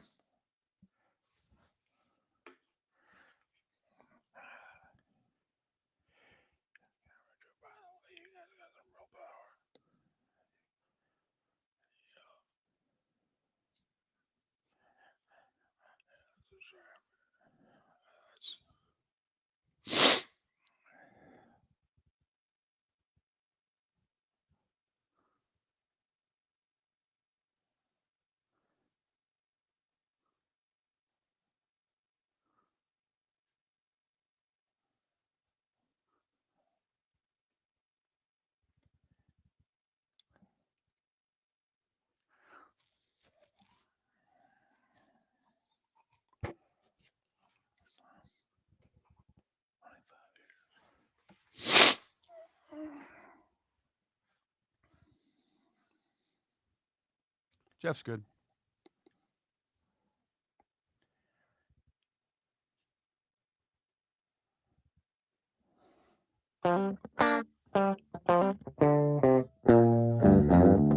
You're listening to Miller and Moulton. And now, here's Mark Miller and David Moulton. 22 minutes away from the top of the hour, and Pat Kirwan will join us live from New Orleans. He was there for Super Bowl 59 media day and night and party, and we'll start diving into the game with Pat in a little more than 20 minutes' time. Jeff Cameron's got some real power in Tallahassee, and that's not just us saying it, okay? He goes on the radio and says, listen, if this Leonard Hamilton thing's going to end, let's go public. The folks at warchant.com write the article and say, listen, if this Leonard Hamilton regime is going to end, you might as well go public and announce it. And within 24 hours, they announced Leonard Hamilton's out of here at the end of the year. Way to go, Jeff Cameron. Way to go. Well, I think the man, first of all, good morning, gentlemen. Good to be with you again. Secondly, I think the man deserves a proper send-off. And we had heard nothing from the university for going on a couple of years now about what their plans were with Leonard Hamilton. You guys know that when a coach even gets within a couple of years of his contract ending, they either extend him or they don't, and the story's written. You know the deal. But there was no talk about a plan or if they would or would not extend after a good season. There was just nothing, no words to speak of. And Leonard deserves better than that. He is the all-time winningest coach in Florida State history. He's the fifth all-time winningest coach in ACC history. I don't think a lot of people realize that to win even a little bit in Tallahassee with any degree of consistency in the sport of basketball is extremely rare. Now, is he a perfect coach? No. Did he have stretches where he almost got fired during his tenure here? Yes. But he reinvented himself, and Florida State had arguably the greatest run in program history under his watch. And really, I thought, and so did others that have covered the man in his time in Tallahassee, that he deserved better than this whimper that we were getting from the university. And, you know, Leonard's a prideful man. He's not a guy that's going to want to go on a retirement tour. So I think there might have had to have been some massaging of the issue. I also think he thought they were going to have a better season than they're having. It started off well, but they're 13-9. It all started spiraling when they went out west and lost those two games. But this loss against Boston College the other day was not only brutal to watch, But that is a terrible Boston College team, and what is a terrible ACC this year. So honestly, it didn't make sense that we weren't going to get an announcement. So I'm glad the university stepped up and said something after maybe a little bit of prodding. How much of the prodding or the non-announcement has to do with the fact that he's being sued by former players, Jeff? I don't think that has anything, Mark. I understand why you would ask it, but I don't think so. I think that it has more to do with how much is on the plate of this athletic department currently. And it's a lot. In addition to the lawsuit against the conference, they are obviously trying desperately to make sure this stadium is completed and ready for the start of next year when they open with Alabama. You have that. You have the building of the football-only facility, which is also, they're in the throes of that right now. They just got done letting assistant football coaches go and hired new ones. There's a lot of money being spread out a lot of places. And I don't think they wanted the transition to occur this soon because I don't think they felt like they could turn their entire attention financially or otherwise to the basketball program. It's a bit of a bind, and it's not a good look. The timing has been poor, but I think it has more to do with that than those players that are suing Leonard Hamilton, suggesting that they did not get the NIL money they were promised. Jeff Cameron, host of the Jeff Cameron Show, part of 93.3 Real Talk, ESPN in Tallahassee, also War Chant TV, warchant.com. Follow Jeff on X, the letter J Cameron Show, the letter J Cameron Show. All right, let's talk a little football. Let's talk the news from last week. ESPN, at times, maybe it would have been of a surprise, but if you think about it, it's cheap programming. If it had gone to the open market, the ACC would have gotten a lot more money. They extend their deal for another 11 years into the middle of next decade. How does this affect Florida State / Clemson going forward? So I think it's fascinating, Dave. There's a lot of stuff here that we could get into. I'm interested in whatever this alleged settlement that is going to take place is, or agreement to drop the lawsuit. To me, the only way that would happen is if there is some sort of acquiescing from the league in which Florida State and Clemson are able to be in the ballpark in terms of annual payout of those they seek to compete against in the SEC, and I guess by virtue now of the playoff, the Big Ten. Florida State and Clemson, as well as Miami, I would think, are all programs that, unlike much of the ACC, really would like to fancy themselves as a perennial contender if operating at peak efficiency to make the playoff and try to win championships. You cannot do it, as you guys well know, if you're making 30 to 40 million less annually in program payout. So the money is going to have to come together for them to ever drop this lawsuit.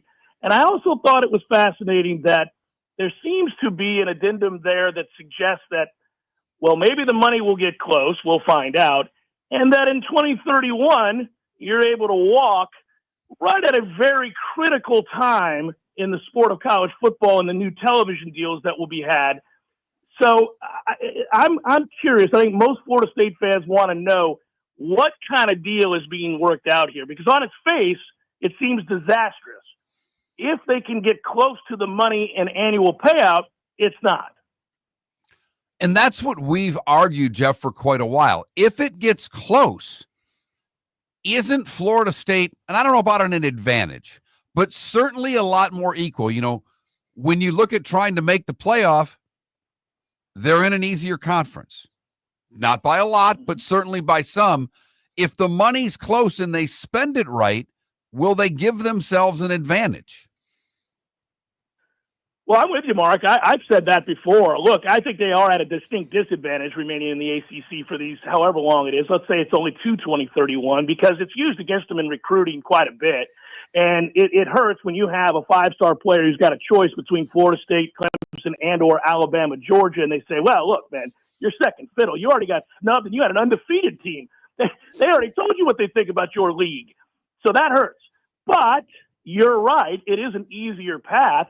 I mean, if you're making close to what those schools are making, yeah, you just have to get your act together and start being Florida State again. I mean, that's the joke of it. They're in the ACC out here going 2-10. It's hard to puff out your chest. It's an embarrassment, but true, when they do have things in order, it's a program that should breeze through most of the ACC. Not all, obviously. I think we all know that SMU's come here to play, and they've got billionaire backing, so they're going to be in it for the long haul. We know what Clemson and Miami are and can be. But yes, it's far fewer teams to navigate as this playoff continues to expand as well, Mark. So did you buy this other storyline that was coming out with the ESPN ACC re-up that the SEC and the Big Ten are not interested in Florida State? Because there's a part of me that could go, yeah, okay, I can see that. The other part of me is, yeah, they have to say that until 13 minutes before they bring them into the conference. Isn't it kind of like the Luka trade? Nobody knew about it until 30 minutes beforehand. I mean, I'm just curious, does Florida State feel as if their time to leave has come and gone? Or is Florida State going, yeah, we're stuck here until the moment before we leave? No, they believe, David, and I know people will argue with this, that they have a landing spot if they're ever able to extricate themselves from the league. And I think if you follow this, you would surmise that that's accurate. You're right. First of all, nobody in the Big Ten in their right mind or the SEC is going to come out and say, yeah, oh, sure, we'd love to have Florida State. We've had talks with them, in fact. You're not going to do any of that. But we all know how these things work, and it would be a wink, wink, nod, nod. I actually had heard for some time that it would be probably the Big Ten. This would be more about the television networks and less about the people in those conferences. You know, the great irony is as the SEC and the Big Ten have become more and more powerful, I would argue their athletic directors have had less and less say in who comes and goes, but rather the television networks tell them how things are going to go. So, yes, I think from an asset standpoint, we know the numbers, so do you. Florida State is a brand that resonates, and that's based on 40-plus years of cachet. So they'd have a home. They'd have a home. After it's all said and done, I know there's still another window. How did Norvell do in the portal this year, and who's the FSU quarterback going to be? Thomas Castellanos will be the quarterback. They are going to go with an offense that I think raises the floor. I think it limits the ceiling, but after you win 2 games, got to get that floor raised. So they're going to run the football, bring Gus Malzahn in. They've done well in the portal, Mark, in that they've brought in 4 new offensive linemen, all of whom have played at a high level, including a couple in the SEC. So I think that they understand the mission here. You can never again be in a position to be sub 500 or you're fired. I mean, that's the bottom line. And I think that they'll be a much better team. How much better? We'll have to wait and see. I also like the hiring of Tony White as defensive coordinator. I think it's going to be a much more aggressive defense that brings pressure from all over the field. So it'll be a better brand of football. They changed their philosophy. They decided find guys that have played in college in games, not potentially good players from other programs, name programs, guys that have played at a high level in games. You've seen them play. You know, you bring in a linebacker who had 77 tackles at Tennessee, also played at Memphis, had a couple interceptions and 3 sacks. So you've seen him do it. Those are the kinds of guys that they brought in, an all-ACC offensive lineman at center, a second-team all-SEC offensive lineman at tackle. They found guys that have played at a high level on film that they know translate. Pat Kirwan in 10 minutes to talk about Super Bowl 59. Jeff, my final question, it's kind of a comment with a question. I don't like the Gus hire because to me, Gus doesn't produce NFL quarterbacks. I mean, Bo Nix did better leaving Gus and Auburn. Dylan Gabriel did better leaving Gus and UCF. I think this limits who you can get at that position in recruiting. Okay, am I wrong?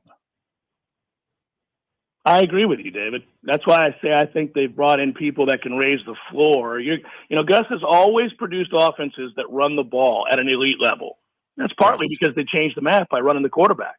But if you're going to run the quarterback and you're going to bring in the types of guys that run the quarterback and types of players that can do that, run that offense, you probably do severely limit the kinds of quarterbacks you can bring in. I will say the game has changed at both the NFL level and college level. It's no longer a death knell to be a running quarterback. But yes, I think you're right. I think you do limit what you can bring in at quarterback and maybe even receiver for that matter. Jeff Cameron, 93.3 Real Talk, ESPN in Tallahassee, Warchant TV, warchant.com. Follow him on X, the letter J, Cameron Show. J. Cameron Show. Jeff, as always, hope you and the family are good. Thanks for doing this. And maybe we'll check in around a spring game.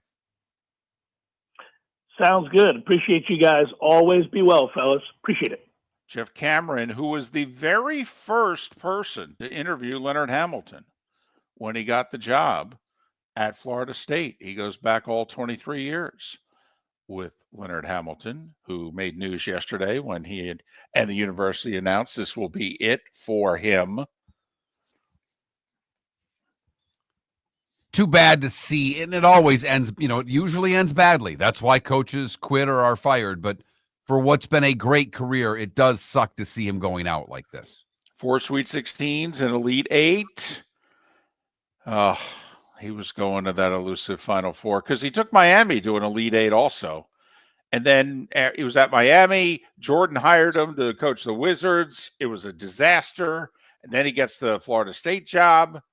Okay, so that's why he's got a ton of ACC wins between Miami and Florida State.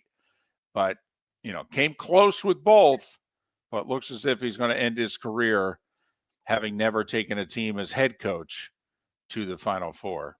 Would have 4 years ago. Miller and Moulton would have bet large amount. In fact, we did. We were all over the Noles. They were going to be a top 2 seed in their region, and they were going to the Final Four. 7-8 players. They were long. They were athletic. They could score, which some of Hamilton's teams have struggled to do. But they could score the basketball, and they could defend. 2 guys who ended up being lottery picks. It was his best team. And they had experience because they had been knocking on the door for the 2-3 years leading up to it. Bummer. And they haven't been good since. They've been very mediocre since. All right, David. It's time to flip the switch. Damn right, Mark. Time to start talking about that football game they're going to play on Sunday. Yeah. You know what? That game needs hype. That game is ratings challenged. It needs some excitement. It needs some hype. It could use a good high-profile halftime performance also. Pat Kirwan to talk Super Bowl 59. Miller and Moulton would like to thank the sponsors that, quite frankly, saved the show in 2024. Whether it was Floor Meisters, American Paint Supplies, Glass Doctor, Molly Maid, Cigar Bar, Sleep Treatment Direct, the Diamond District, and even the Cape Coral Police Department, thank you. We're hopeful of a great 2025, still needing sponsors, so reach out to Miller and Moulton via X at that Mark Miller or the David Moulton, or text us at 21,000. But Miller and Moulton says thank you to our sponsors and to you, our loyal listeners. American Paint Supplies, for nearly 30 years, is your one-stop shop for all your coating needs. If you are a designer, a contractor, a professional painter, or a weekend warrior, American Paint Supplies is the place where experts go to get expert solutions. At 6100 Shirley Street in Naples off of Pine Ridge, American Paint Supplies delivers the best solutions with the best products with the best support. Meet Gene and his team today at American Paint Supplies. Call 239-566-2700. That's 566-2700 or online at AmericanPaintSupplies.net. The Cape Coral Police Department is growing. They are currently looking for police officers and are offering a $10,000 signing bonus to newly hired officers. If you desire a career in law enforcement, or if you are already in law enforcement and thinking about making a move to a better agency, think Cape Coral Police Department. If you're looking for a police department that is committed to excellence, that invests in the highest level of training, state-of-the-art equipment, and some of the highest compensation in all of Southwest Florida, then the Cape Coral Police Department is for you. Visit capecops.com. That's capecops.com. Gentlemen, as your wife mentioned getting new flooring, but you don't want to go through the hassle, well, go see the Floor Meisters in Naples next to Costco. They understand your time and money are important, so they'll make it as painless as possible. With a huge in-stock selection of carpet and Cortec, they can get you the floor your wife's been asking for. They carry wood, vinyl, carpet, and tile. If you do it yourself, no problem. They can handle that as well. So go see TJ at the Floor Meisters and tell them, just keeping it real. I love my shower. Honey, you want to come out? I haven't seen you since Glass Doctor installed our custom shower enclosure. No thanks. Well, you can't keep eating breakfast in the shower, and laminating your magazines is getting expensive. You remember we have guests coming over tonight, right? Oh, I'm sure they'd love to see the shower. It's our neighbors, and I highly doubt they want to be hanging out in our bathroom. The shower's so good, you'll never want to leave. Visit glassdoctor.com today and schedule an appointment online. Is snoring bothering your spouse? Would you like to sleep in the same bed again? Do you know that snoring can affect your sleep cycle and cause lower testosterone levels? At Sleep Treatment Direct, we have easy solutions. We have a simple laser procedure that can improve snoring in 10 minutes. If you would like to get back in the same bed or are looking for a natural way to treat low testosterone, give us a call at 239-444-1741. That's 239-444-1741. Or go to sleeptreatmentdirect.com. That's sleeptreatmentdirect.com. Sleep Treatment Direct. Sleep safe and sound. This is Miller and Moulton.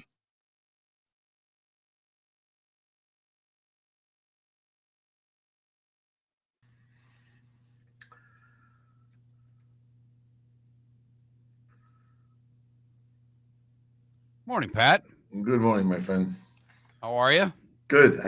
The hotel internet wasn't working, so I sent David a note to call me, but while I was just about to, and I saw that you were there. and I saw you look up at the screen and said, okay, well, he at least knows, so he's not wasting his time calling me.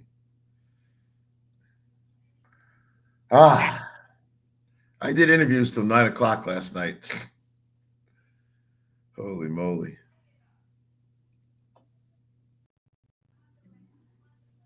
How many players did you have? These are the guys I did yesterday, and I told them, I said, I'm not doing any more 3-minute interviews. All right, I'm not in the volume, and so every one of them was 10 minutes. Lane Johnson, Zach Bond, Nick Sirianni, Saquon, Creed Humphrey, Joe Thuney, Spags, Andy, Travis Kelce, Pat Mahomes. Oh, wow. Yeah, it was really good. So what do you just show up and introduce the show and then go back to your hotel today? And just about, Well, to answer that question specifically, if you guys were there, I'd go over to your set and sit down.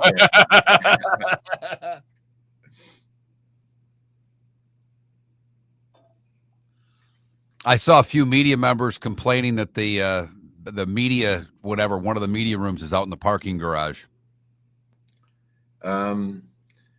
Yeah, it's funny you say that. When we got done last night, obviously the teams were all rolling out of there. We got lost in the parking garages.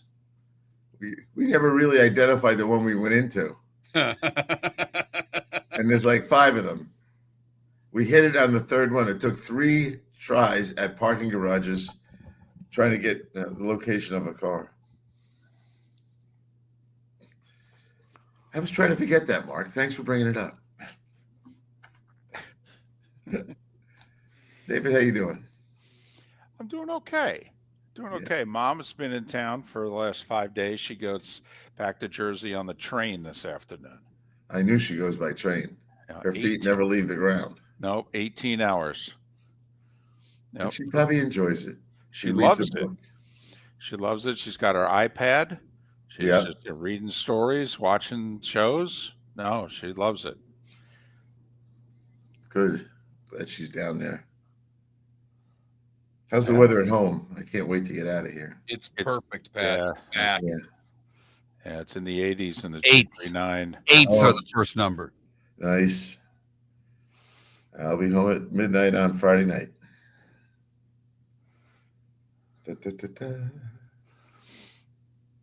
It's easier to do the pre and post game show from my house.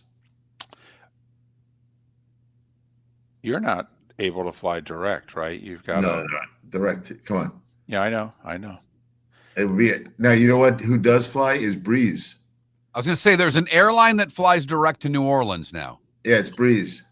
That's the guys I told you to go ask to do some advertising. They are flying all over the South.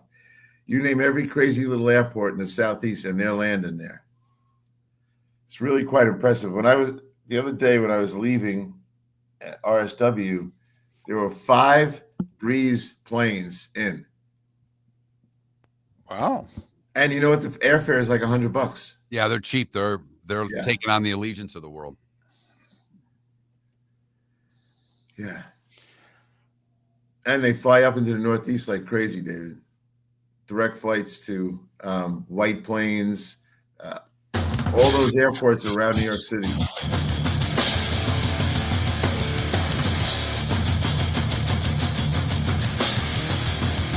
You're listening to Miller and Moulton, coming at you from the Floor Meister Studios. Floor Meisters, keeping it real. And now, here's Mark Miller and David Moulton. Halfway home on this Tuesday, if you're in the 239 and the 904, final hour of the show in Lake City and surrounding areas, Charlotte County and surrounding areas, Miller and Moulton, millerandmoulton.com, Miller_Moulton on X. Our Swamp Buggy Races poll question. Otani's interpreter's bookie said that 3% of professional athletes bet on their own sport. Do you agree? Yes? No, it's higher? No, it's lower. That Mark Miller, the David Moulton, Miller_Moulton on X. What is it, 75, 80% think it's higher? 82% think it's at least that or higher. So vote accordingly. Pat Kirwan, kind enough to join us live from New Orleans, the site of Super Bowl 59. You know Pat, NFL Radio, weekdays 3 to 7, moving the chains. Been a part of CBS's NFL Today show for a long time as well. He joins us once again, courtesy of Pinchers. Tampa to Key West, all points in between. Pinchers, you can't fake fresh. And he joins us on the American Paint Supplies hotline. So, do you have the fever? Do you have Super Bowl fever? Oh, I don't think so. I'm resisting getting it, David. I've got enough problems with a cold. But now, I will say, I was saying this to Mark on the break there. It's last night I stayed doing interviews till 9 o'clock, and I've told the guys, no more 2-minute interviews. The guys are in the mood. I took everyone for 10 minutes, and it was a great list of players and coaches. So I feel like today on the air, we're going to play all of them. We're going to get a good picture.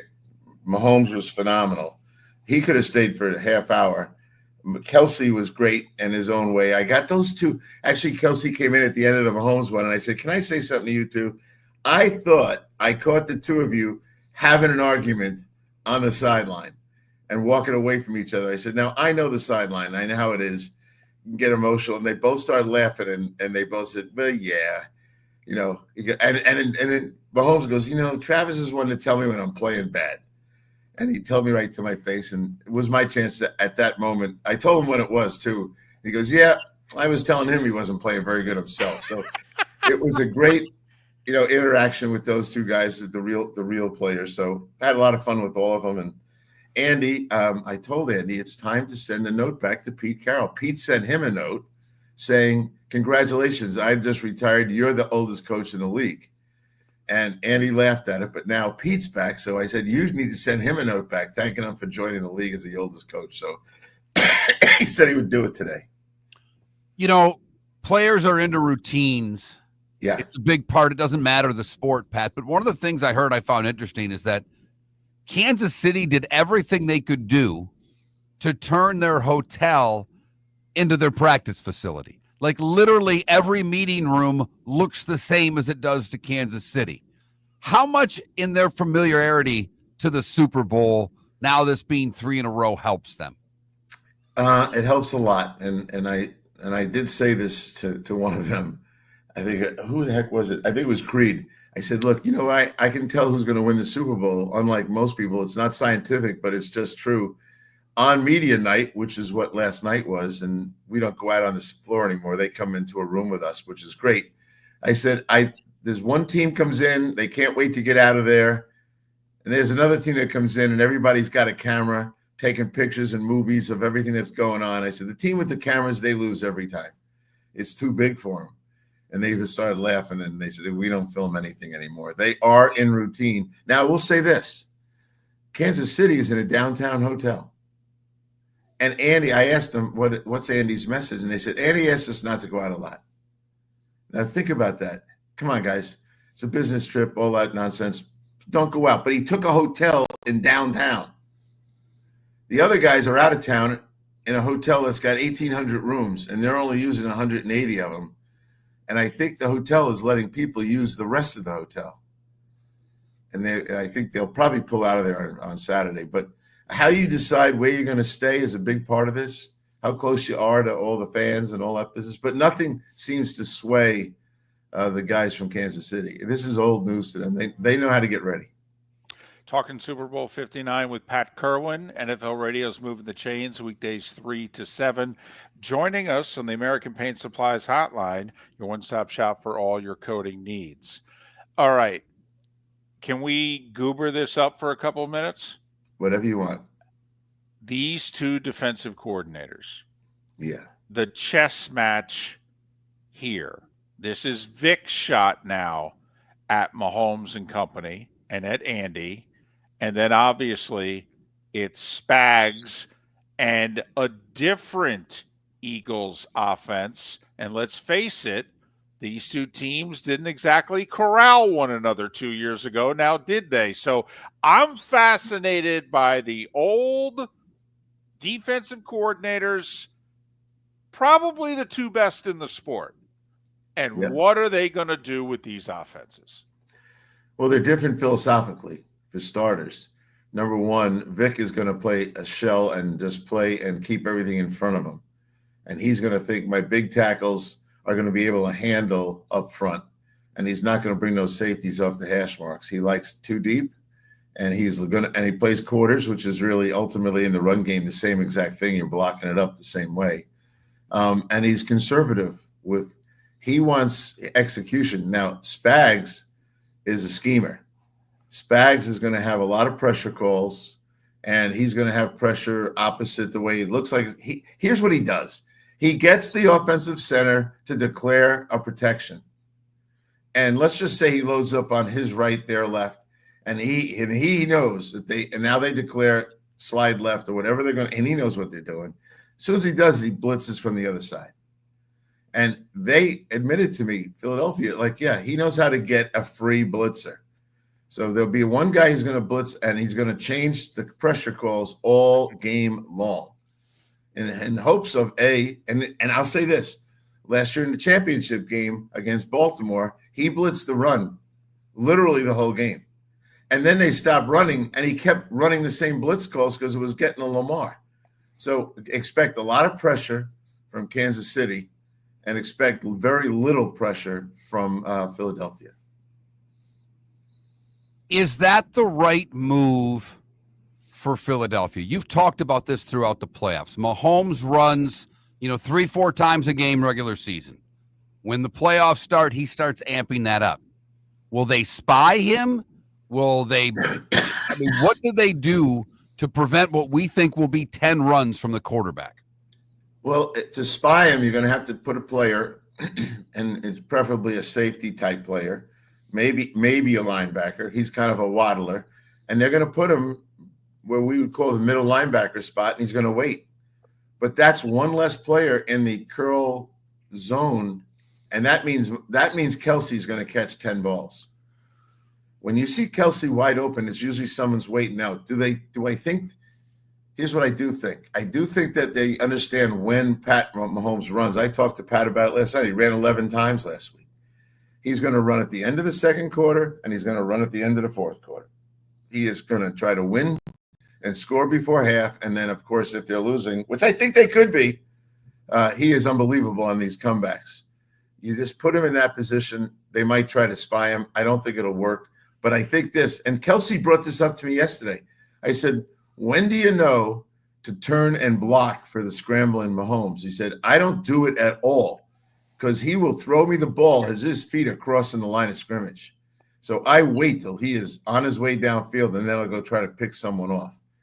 Even the synchronization of those two as quarterback receiver, it turns into a quarterback blocker, and he's very effective in that area too. So they got that thing figured out. Mahomes likes to escape. Really, he goes out the left side more than the right. But when he admitted that, you're right, that's what I do. He goes through the line of scrimmage where the crack is, the B gap on the left side, but he doesn't cross the line of scrimmage there. Then he slides, trying to still open up a receiver. And then, of course, then he takes off. That's why he lands up, Mark, tiptoeing down the sideline all the time, because he's sliding first, trying to get the ball in the air to somebody. The Rams tight ends caught 10 passes. Zach Ertz caught 11. That's a problem. All right. We thought the Bills would match up well on Kelsey, and they did. The Eagles have been carved up by tight ends in the playoffs. That's a problem, Pat. Yeah. So for the listeners, Mahomes to Kelsey in the postseason, 184 targets. This is 20 games. 184 targets. That's 9.2 per game. 151 receptions. That's 7.5 receptions a game. 19 touchdowns, which turns into 1 touchdown a game. And here's the scariest number: 97 first downs. That's 5 a game. I'm waiting for 10 receptions by Kelsey, who told me he was feeling quite young last night. Yeah, said he wants to play 3 more years over the course of the night, which I thought was a little bit of a crazy statement, but we shall see. All right, how do you stop that, Pat? If you don't spy Mahomes, you bracket Kelsey. What do you do to try to slow him down if you're Philadelphia? You don't spy him. You deal with, you got a 4-man rush most of the time. I don't think I would still tell my ends they could two-man rush on the tackle, because he's not always going outside. He's trying to step up and then slide out. So I'll take my chances. When Mahomes is running, which I think is a dangerous thing, you got to pick your poison. It is better than him throwing the ball to these guys down the field. So I'm trying to take Kelsey away. Certainly in the red zone, I'm taking Kelsey away. Mahomes has 1 rushing touchdown in his 4 Super Bowls. He's just trying to move the chains. I'll take my chances. Last year's Super Bowl arguably changed when the Niners linebacker got hurt running onto the field. The backup couldn't cover Kelsey. Isn't that guy on the Eagles this year? I mean, seriously, Pat. Yes. This seems like Philly. We got 30 seconds, and maybe we have to talk about this after the break. This seems like a real problem for Philly. It is. Is it big enough to lose the game? Maybe. They've got other things that are on their side, I know you'll get to it, but ultimately, their 4-man rush, they're going to think that they can get to the quarterback. And I don't know so much and I love Jalen Carter and all the stuff they're doing up front, but I don't think they're going to. The last time they played, just as a reminder, he only threw the ball. Mahomes threw the ball just 27 times. They never sacked him. Now people are going to say, well, and Mahomes brought it up. No Linval Joseph, none of the old guys. They got 2 young tackles that are tough. He's Pat Kirwan. NFL Radio's Moving the Chains. More with Pat about Super Bowl 59 after the break. Miller and Moulton would like to thank the sponsors that, quite frankly, saved the show in 2024. Whether it was Floor Meisters, American Paint Supplies, Glass Doctor, Molly Maids, Starball, Sleep Treatment Direct, the Diamond District, and even the Cape Coral Police Department, thank you. We're hopeful of a great 2025, still needing sponsors, so reach out to Miller and Moulton via X at that Mark Miller or the David Moulton, or text us at 21,000. But Miller and Moulton says thank you to our sponsors and to you, our loyal listeners. Defining a new era in men's health. Get stronger and healthier at Game Day Men's Health. With our in-house laboratory, get in, get treated, and get back to your passion and purpose. Call 239-427-3441 for our Bonita Springs or Naples location to set up your free testosterone test and consultation. Mention Miller Moulton Radio Show for a 10% discount on your service. Start living your best with Game Day Men's Health, Bonita Springs and Naples. Call 239-427-3441 today. American Paint Supplies, for nearly 30 years, is your one-stop shop for all your coating needs. If you are a designer, a contractor, a professional painter, or a weekend warrior, American Paint Supplies is the place where experts go to get expert solutions. At 6100 Shirley Street in Naples off of Pine Ridge, American Paint Supplies delivers the best solutions with the best products with the best support. Meet Gene and his team today at American Paint Supplies. Call 239-566-2700. That's 566-2700 or online at AmericanPaintSupplies.net. Gentlemen, as your wife mentioned getting new flooring, but you don't want to go through the hassle, well, go see the Floor Meisters in Naples next to Costco. They understand your time and money are important, so they'll make it as painless as possible. With a huge in-stock selection of carpet and Cortec, they can get you the floor your wife's been asking for. They carry wood, vinyl, carpet, and tile. If you do it yourself, no problem. They can handle that as well. So go see TJ at the Floor Meisters and tell them, just keeping it real. This is Miller and Moulton.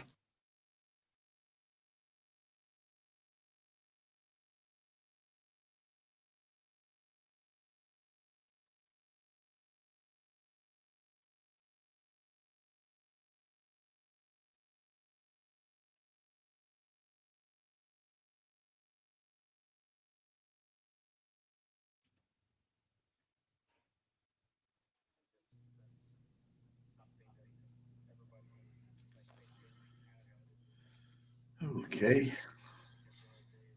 So will you be doing interviews all day today too? Yes, we have. Today is a pretty well. You know, you guys have been here. Tuesday's a pretty slow day, Right. so that's why we loaded up. But we have a bunch of them coming through. Oh, and we're going to the team facilities. That's the other thing. I don't know if we're going tomorrow. We are going to the team facilities to do a couple more in each team. So I'm fine with.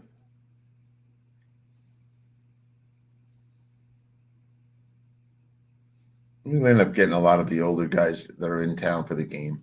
Mm-hmm.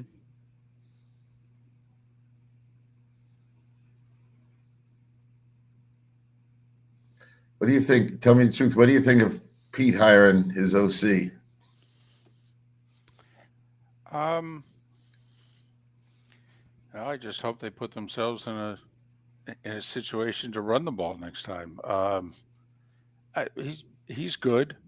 Okay. I don't have a problem with it. I'm more interested in who the quarterback's going to be, unless they're going to reunite with who.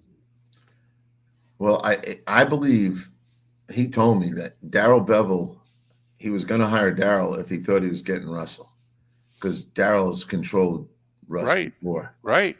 So he might still do it, but he might not. I think they're working on a bunch of stuff where they think they can get somebody. That they like. I'm sure they're aiming higher, but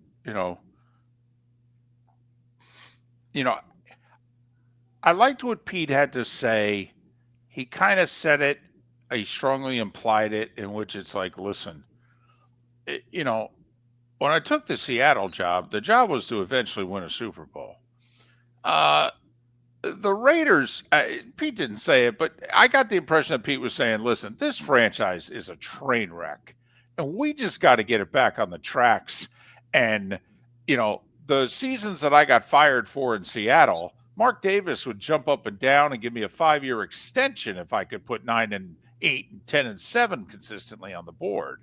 I get the sense that Pete's going to try to get them to a certain consistent level first, and then see if they can make a jump from there. That is absolutely how he's thinking.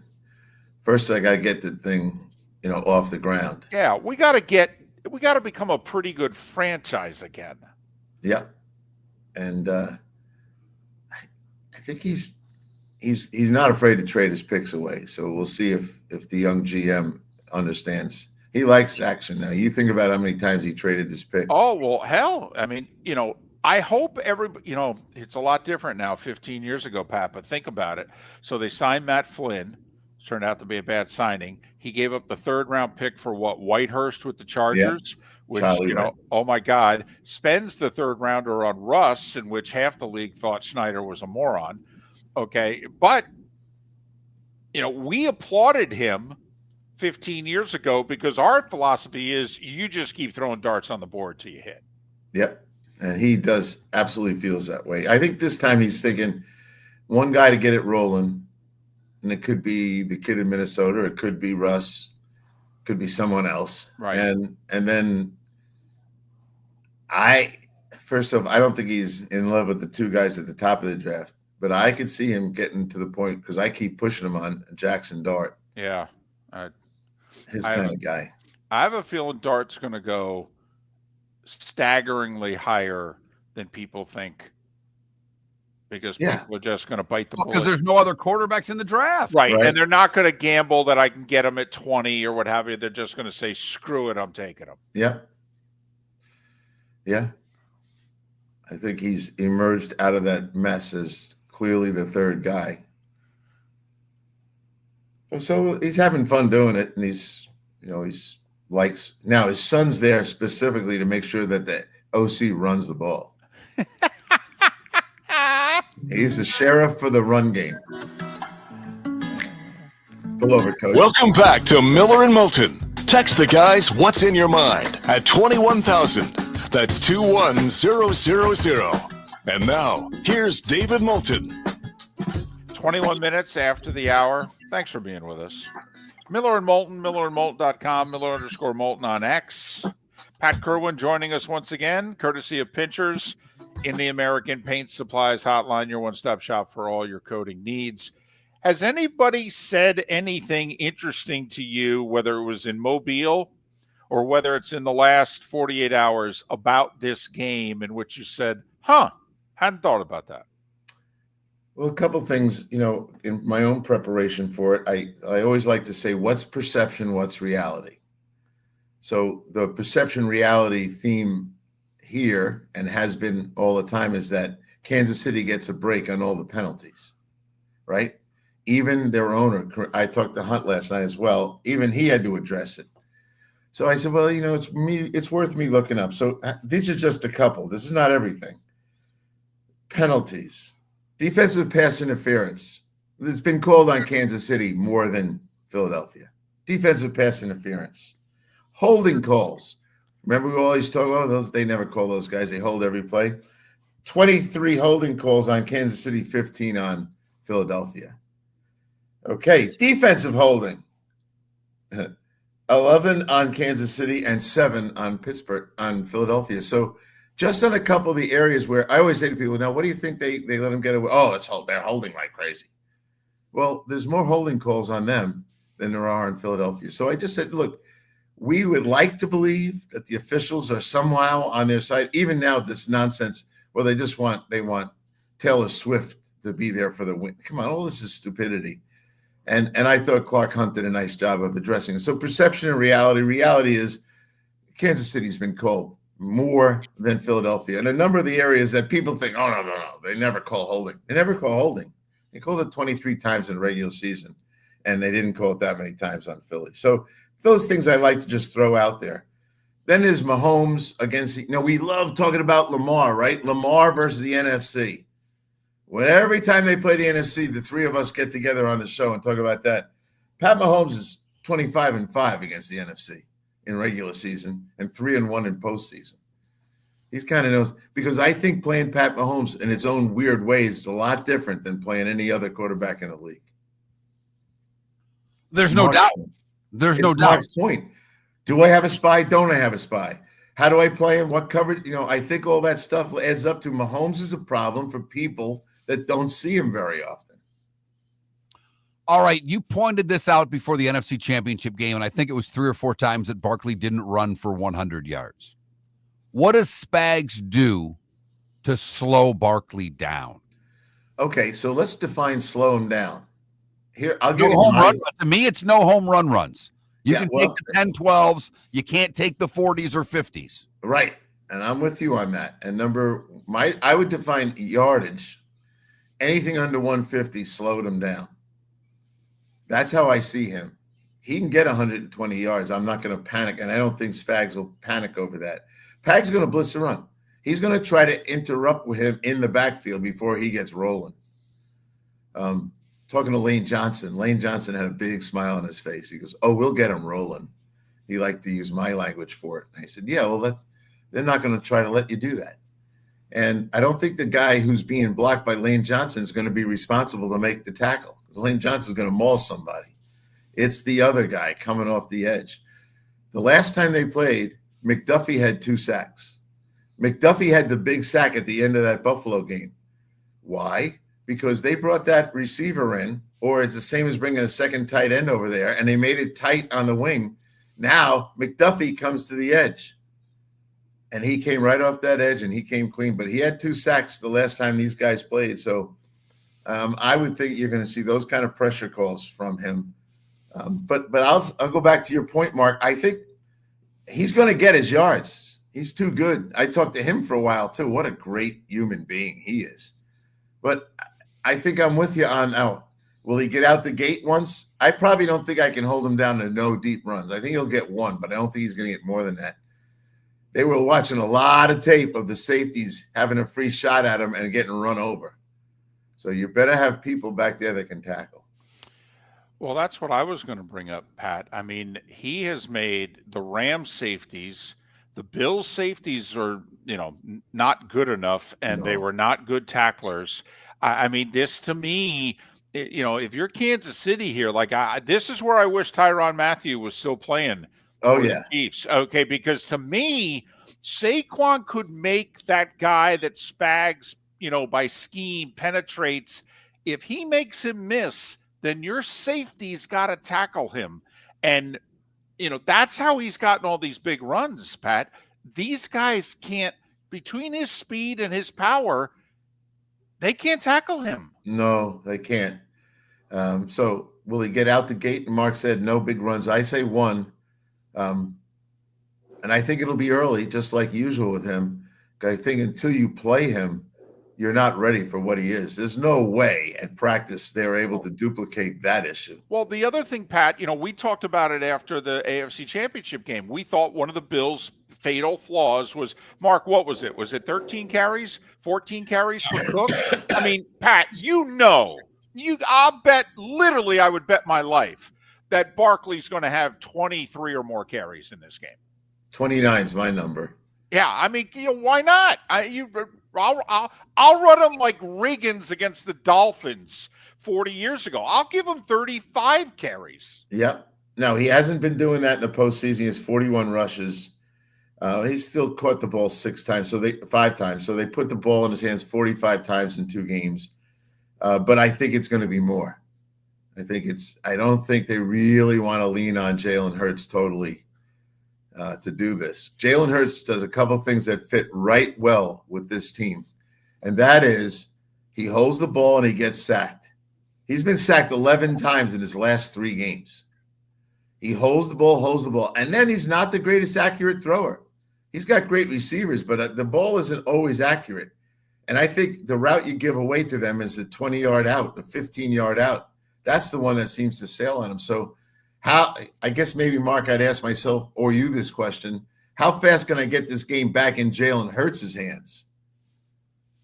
Well, I think they're going to throw it early, Pat. I think they're going to try to get Jalen going early with some slant routes and get these 2 receivers into the game. I know Barkley's going to carry it a ton. I'm not an idiot.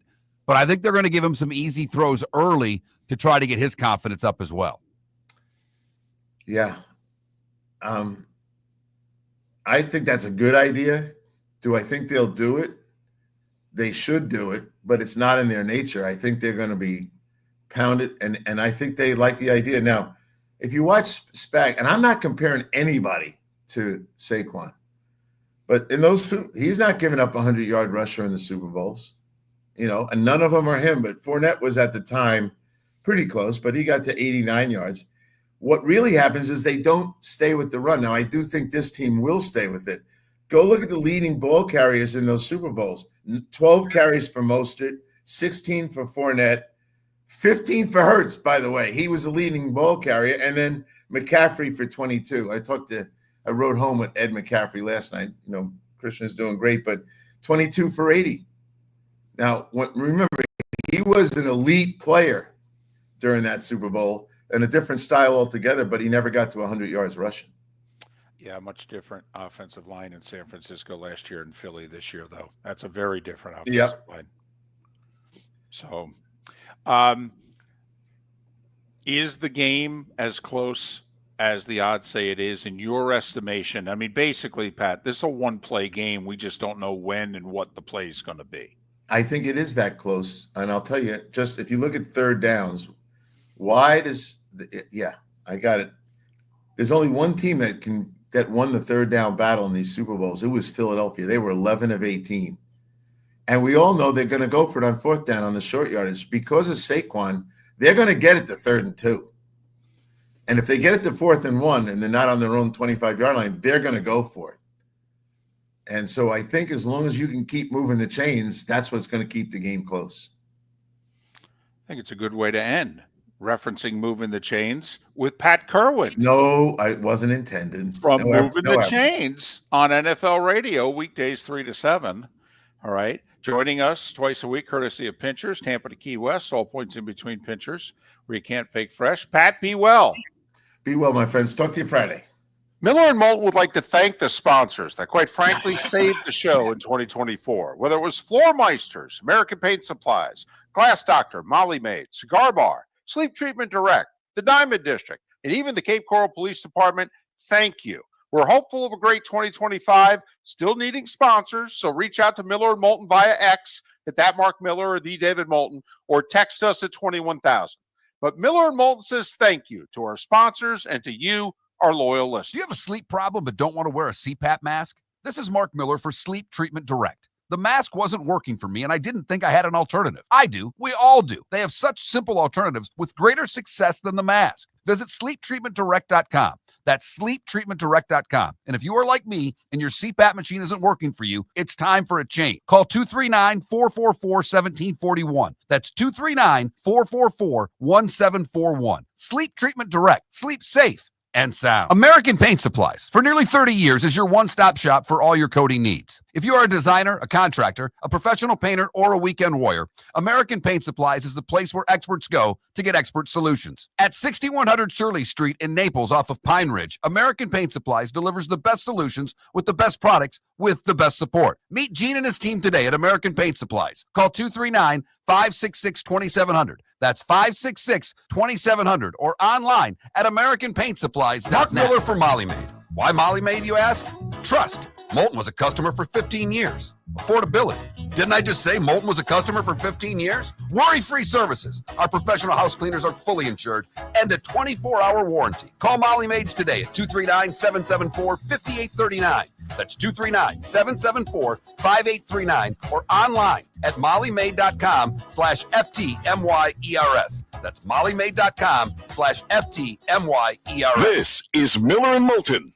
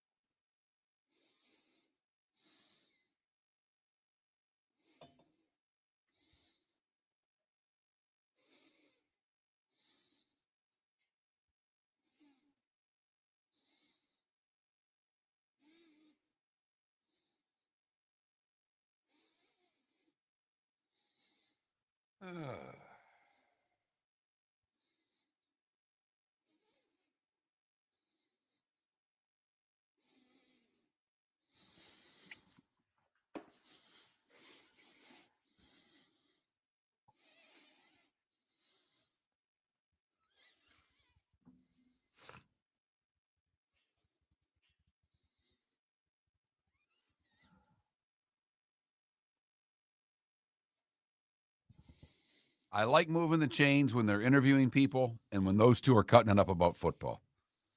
A lot of calls.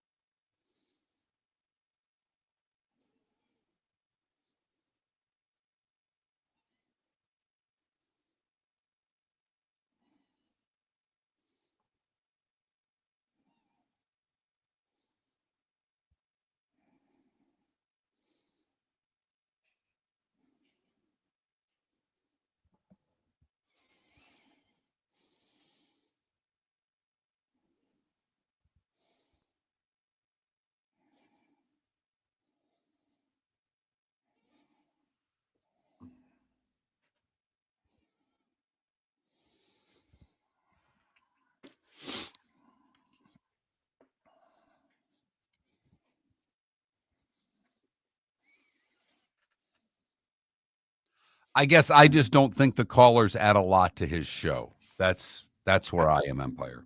I think they're on way too long. I think the show stops. But, when I fill in, it's their show. So, we go by their format. But even I shorten the calls.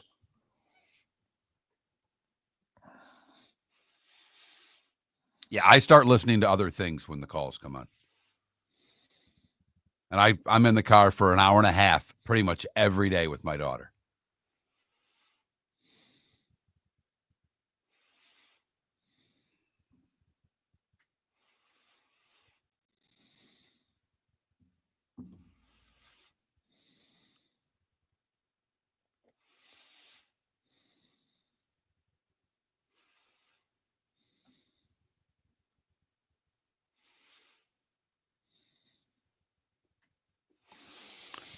Mark changed me on this. You're listening to Miller and Moulton. And now, here's Mark Miller and David Moulton. 22 minutes till the top of the hour. We've just gone David Samson, Jeff Cameron, Pat Kirwan for the most part of the last 90 minutes on Miller and Moulton. You miss any part of Miller and Moulton, go to millerandmoulton.com.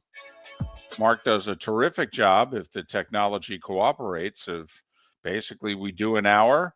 When the hour's done, he posts it. Every now and then he has to wait till the end of the show to post stuff. But, Mark does Very rarely. Yeah. Very rarely. So millerandmoulton.com if you ever miss anything. I know we had a lot of Super Bowl talk there, and I'm sure you want to just keep it going, but I've got to get to this story, David. Oh, no, I think people are like, okay, that was good. That was enough. Next. When you think of dangerous activities, I never thought that you should think of selfie taking as a dangerous activity. But do you realize more people die from taking selfies than do from shark attacks in a year? That's how stupid we've become as a society. We're pretty stupid, Mark. And between 2008 and 2024, there have been nearly 500 fatalities from people taking selfies. Yep. Whereas shark attacks, on average, account for 5 or 6 deaths a year globally. So 10 times more selfie deaths than shark attack deaths. Right. Mm-hmm. Mark, what can't you fix? Stupid. We got a lot of it, And apparently, there's a city in Japan where a lot of these happen, and they're putting security out. I don't think you put security at these places. If they're that dumb, just let them go. Just let them go. Natural selection, people.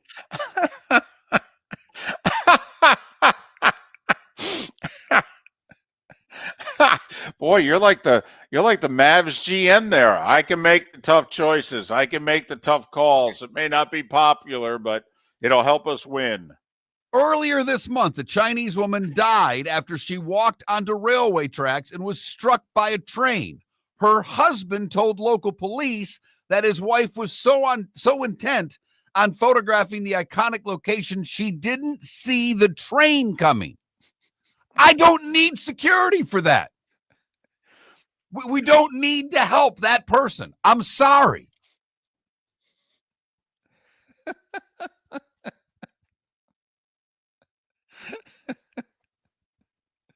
$480 selfie deaths. Just trying to get the right shot, Mark. Right. Oh. Husband's going, just a little to the left, just a little to the left. Oh, that was the spot. Oh, man. I didn't hear that train at all. No. Didn't hear the train, didn't feel the tracks vibrating. Just got to get that perfect shot. That's all. Swamp Buggy Races poll question.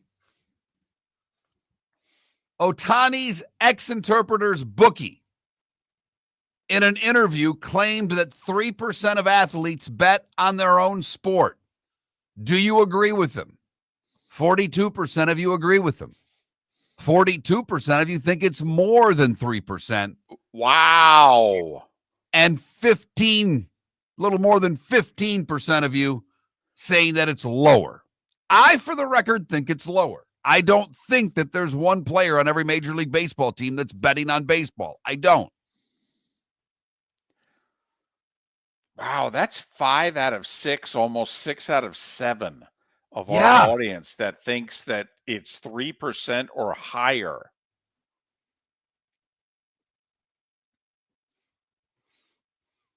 That's a big number, David. Yeah. The bookie said some interesting things. If you're just like, wait, what?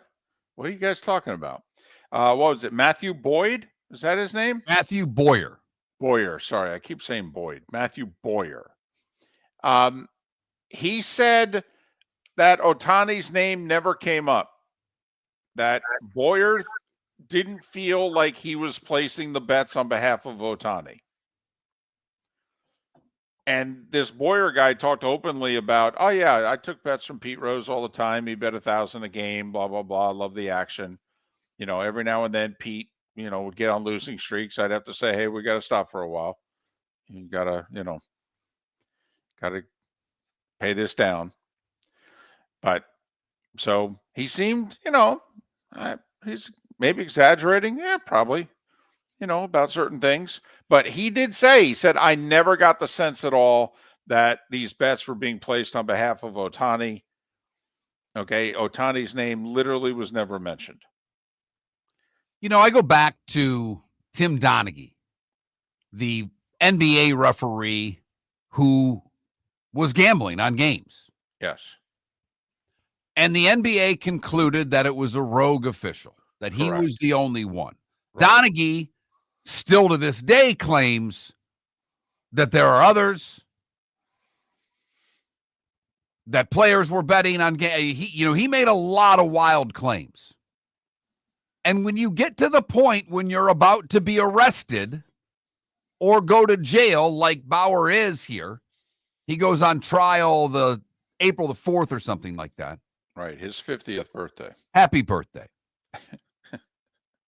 But he's trying to stay out of jail right now. He says so right in the article. He is hoping that they don't come down hard on him in this case. Right. So he's providing a lot of information. To me, he's doing these interviews. He's getting word out there because he's trying to save his behind. Yeah, absolutely. Although with no real evidence. I think this many. I think that many. No names. Well, he's not outing them publicly. And I'm assuming he only mentioned Pete because Pete died. And yes, he has not given any interviews until this point in time. So there's no doubt that there's a method behind the madness. I mean, we have to be honest, though. We thought it was crap a year ago that, oh, wait, so Ohtani didn't know about this? He didn't know about it. Okay, we can get into whether or not the guy was placing bets on behalf of Ohtani. That's a different story. Ohtani didn't know about this. This guy bet all this money, and Ohtani didn't know, wasn't suspicious, isn't keeping track of his money at all. How did this happen? So the one thing the bookie also said, which is totally different than what the feds are saying, the feds want Ohtani's ex-interpreter to go away for a very long time. They want him to go away for like 17 years. The interpreter's attorney is trying to get it like 2.5. And the one difference is that the interpreter's attorney is going, yeah, he's a compulsive gambler. He's got a gambling problem. And the feds are going, oh, he didn't have a gambling problem. The bookie's like, oh, he had a gambling problem. Oh, let me tell you, I know I had a gambling problem. He had a gambling problem.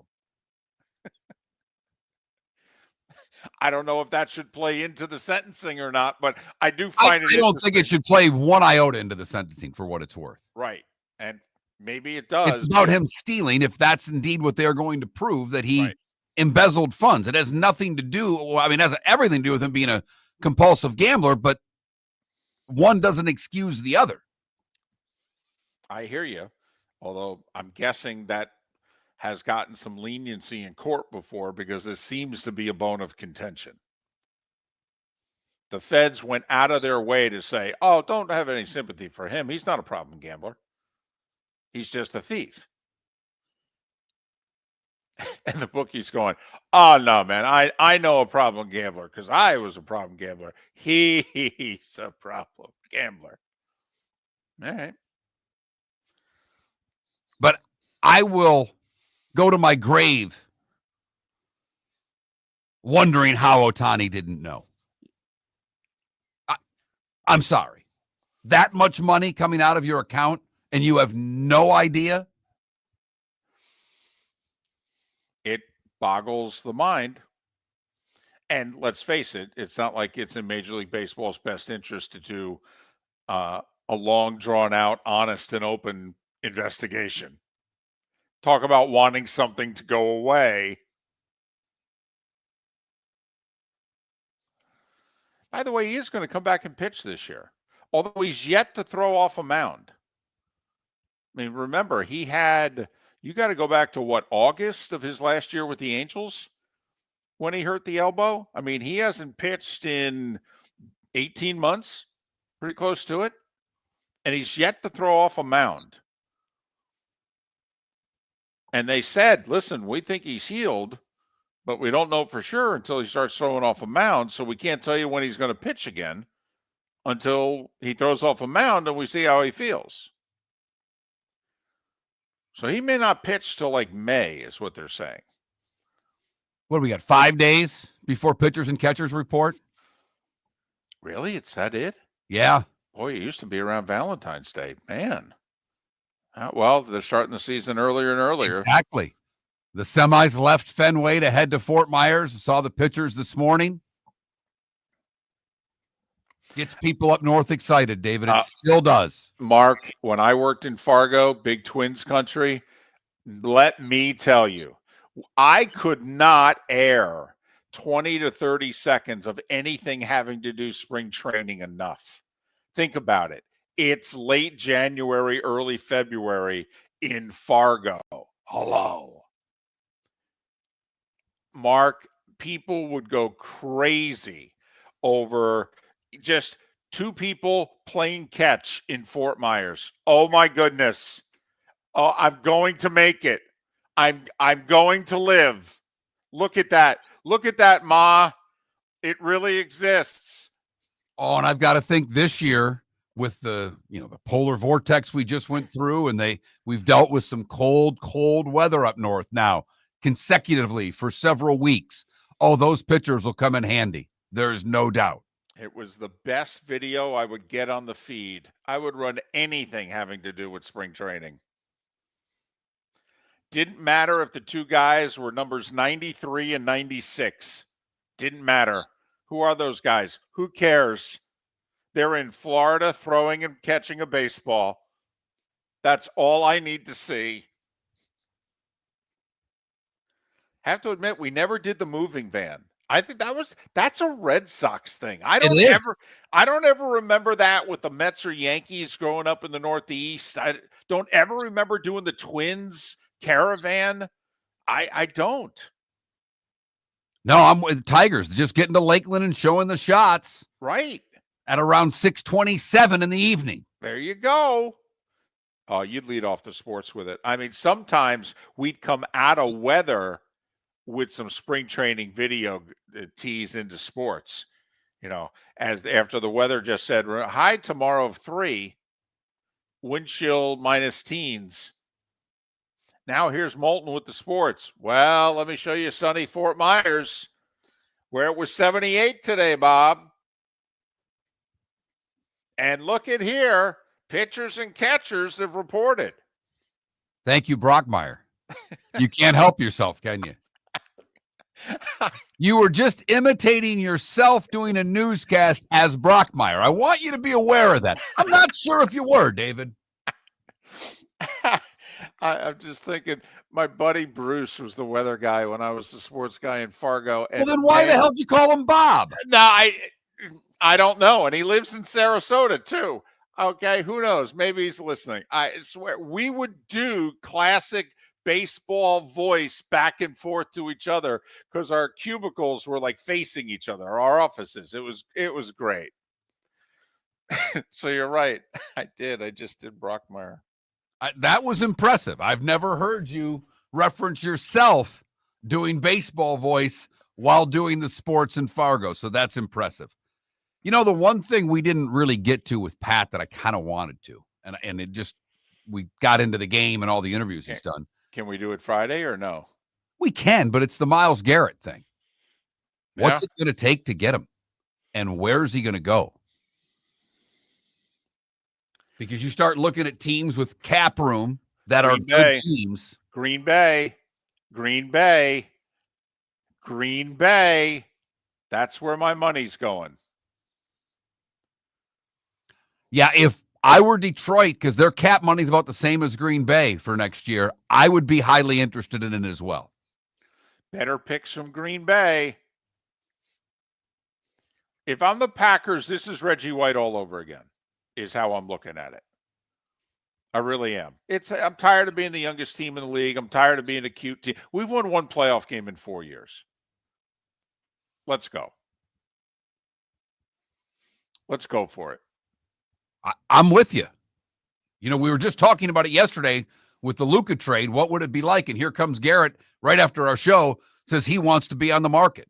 We'll see if the Browns can make a deal. Miller and Moulton, thanks for listening. The Cape Coral Police Department is growing. They are currently looking for police officers and are offering a $10,000 signing bonus to newly hired officers. If you desire a career in law enforcement, or if you are already in law enforcement and thinking about making a move to a better agency, think Cape Coral Police Department. If you're looking for a police department that is committed to excellence, that invests in the highest level of training, state-of-the-art equipment, and some of the highest compensation in all of Southwest Florida, then the Cape Coral Police Department is for you. Visit capecops.com. That's capecops.com. Gentlemen, as your wife mentioned getting new flooring, but you don't want to go through the hassle, well, go see the Floor Meisters in Naples next to Costco. They understand your time and money are important, so they'll make it as painless as possible. With a huge in-stock selection of carpet and Cortec, they can get you the floor your wife's been asking for. They carry wood, vinyl, carpet, and tile. If you do it yourself, no problem. They can handle that as well. So go see TJ at the Floor Meisters and tell them, just keeping it real. Do you have a sleep problem but don't want to wear a CPAP mask? This is Mark Miller for Sleep Treatment Direct. The mask wasn't working for me, and I didn't think I had an alternative. I do. We all do. They have such simple alternatives with greater success than the mask. Visit sleeptreatmentdirect.com. That's sleeptreatmentdirect.com. And if you are like me and your CPAP machine isn't working for you, it's time for a change. Call 239-444-1741. That's 239-444-1741. Sleep Treatment Direct. Sleep safe and sound. Mark Miller for Molly Maid. Why Molly Maid, you ask? Trust. Moulton was a customer for 15 years. Affordability. Didn't I just say Moulton was a customer for 15 years? Worry-free services. Our professional house cleaners are fully insured and a 24-hour warranty. Call Molly Maids today at 239-774-5839. That's 239-774-5839 or online at mollymaid.com/FTMYERS. That's mollymaid.com/FTMYERS. Wine glasses never fall over until you get a brand new rug. Oh, no. Ketchup bottles act normal till you're wearing a new shirt. Oh, you kidding me? And rocks slide peacefully on the road till the day you get a brand new windshield. Then they fly up off the road and attack without mercy. That's why new windshields from Glass Doctor come with our windshield protection plan. Unlimited repairs and one replacement for 12 months. Don't just fix it, protect it. Glass Doctor. A neighborly company.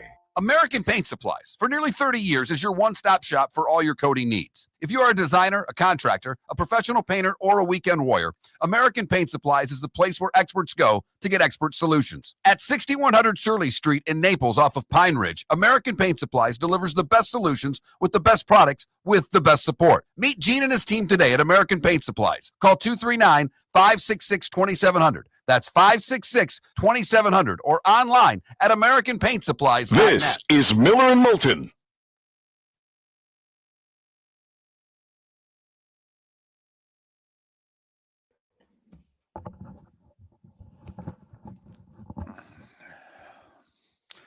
Irish football because of the cap and the way it works.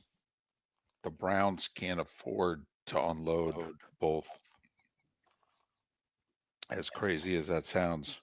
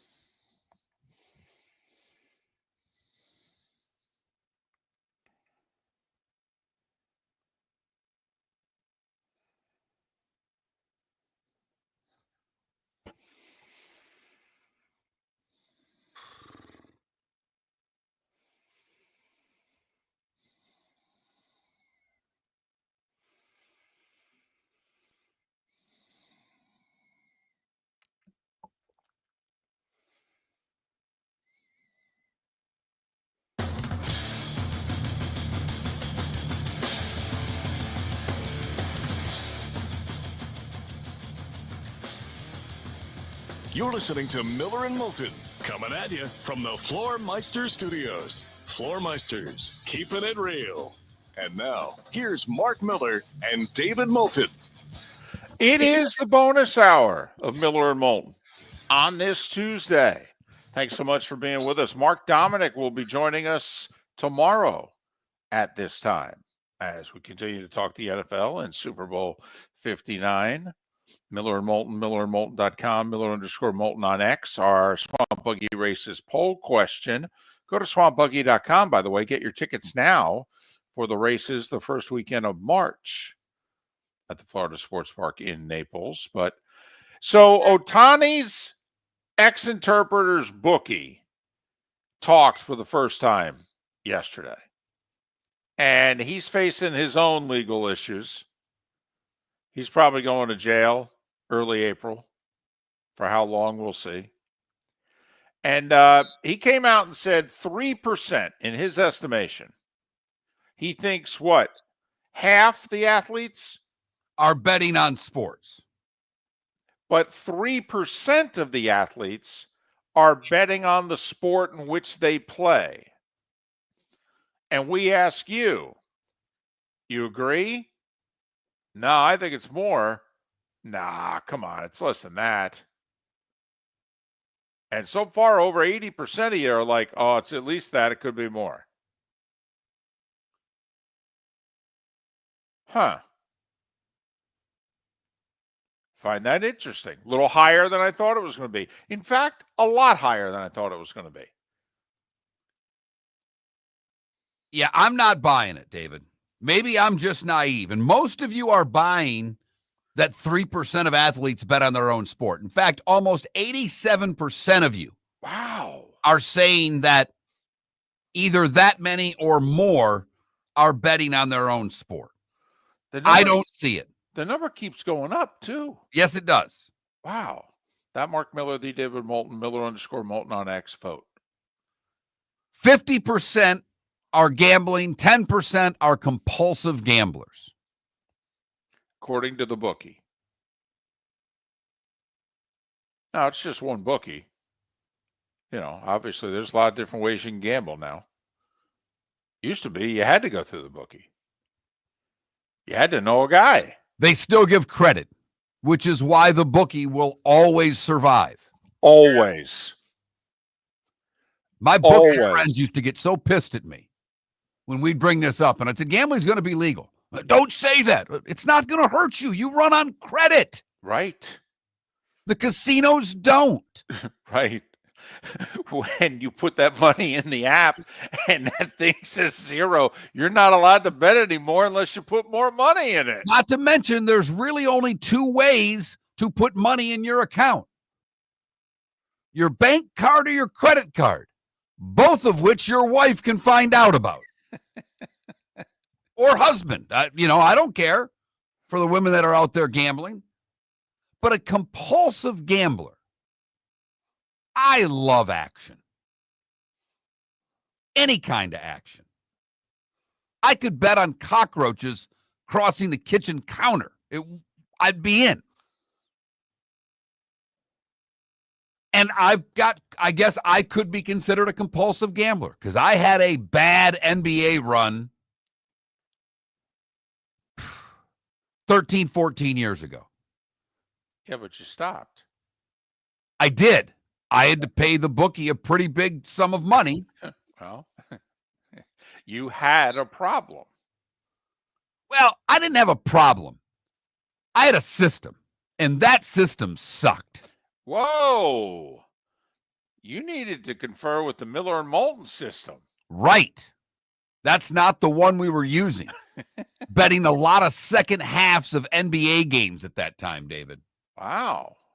That's quite a system you had going there. Yes. We're not betting games. We're just betting second halves of games. Right. Wow.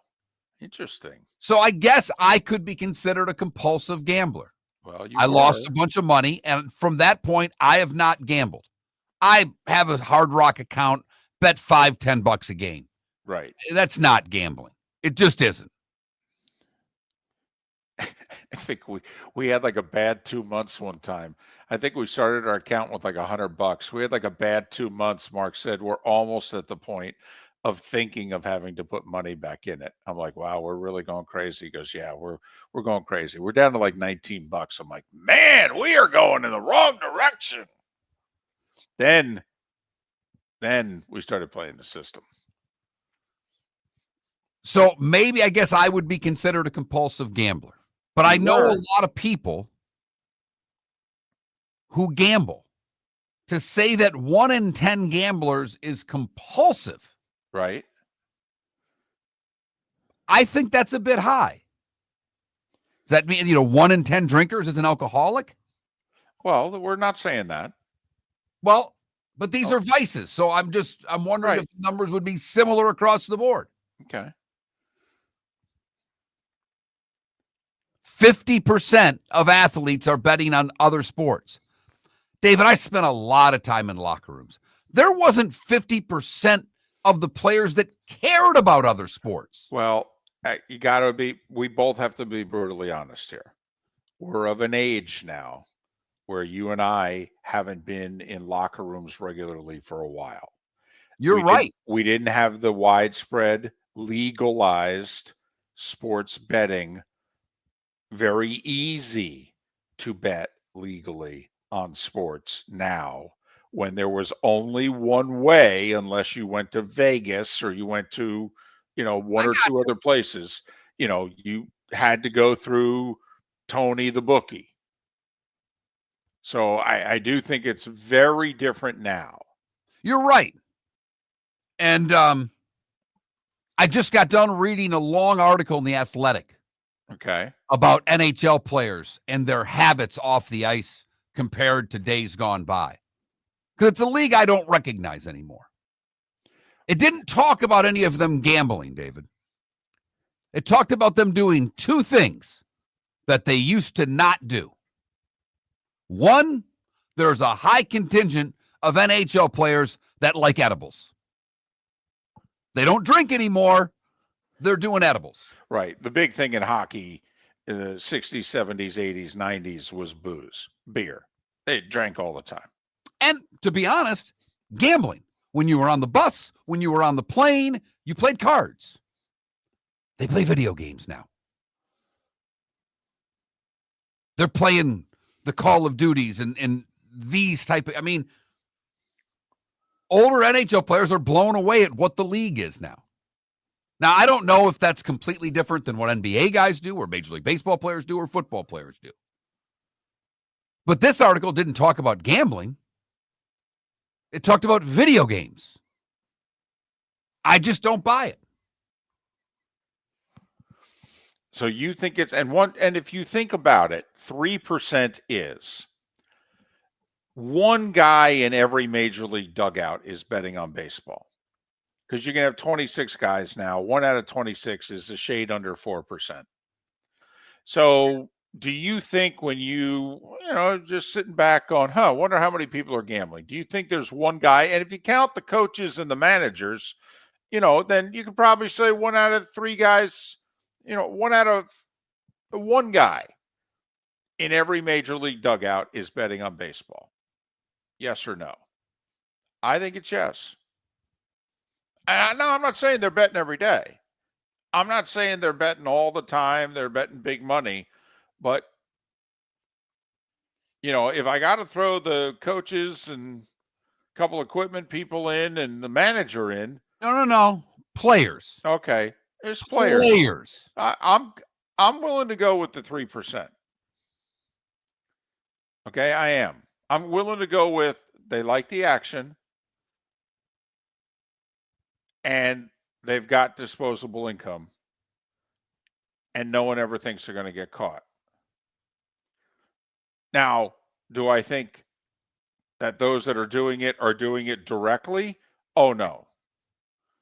No, I think they've set it up where they go through somebody else and they, can't be traced back to so-and-so. As I'm getting texts, 21,000 is the text line, by the way. One gentleman just sent me his betting slip. Congratulations, sir. He had a $10 8-leg parlay for $1,300. Wow. Congratulations, sir. Lunch is on you. Outstanding. I don't know if you're aware, but there are sponsorships opportunities on the show. I would advise you to text sponsor to 21,000, sir.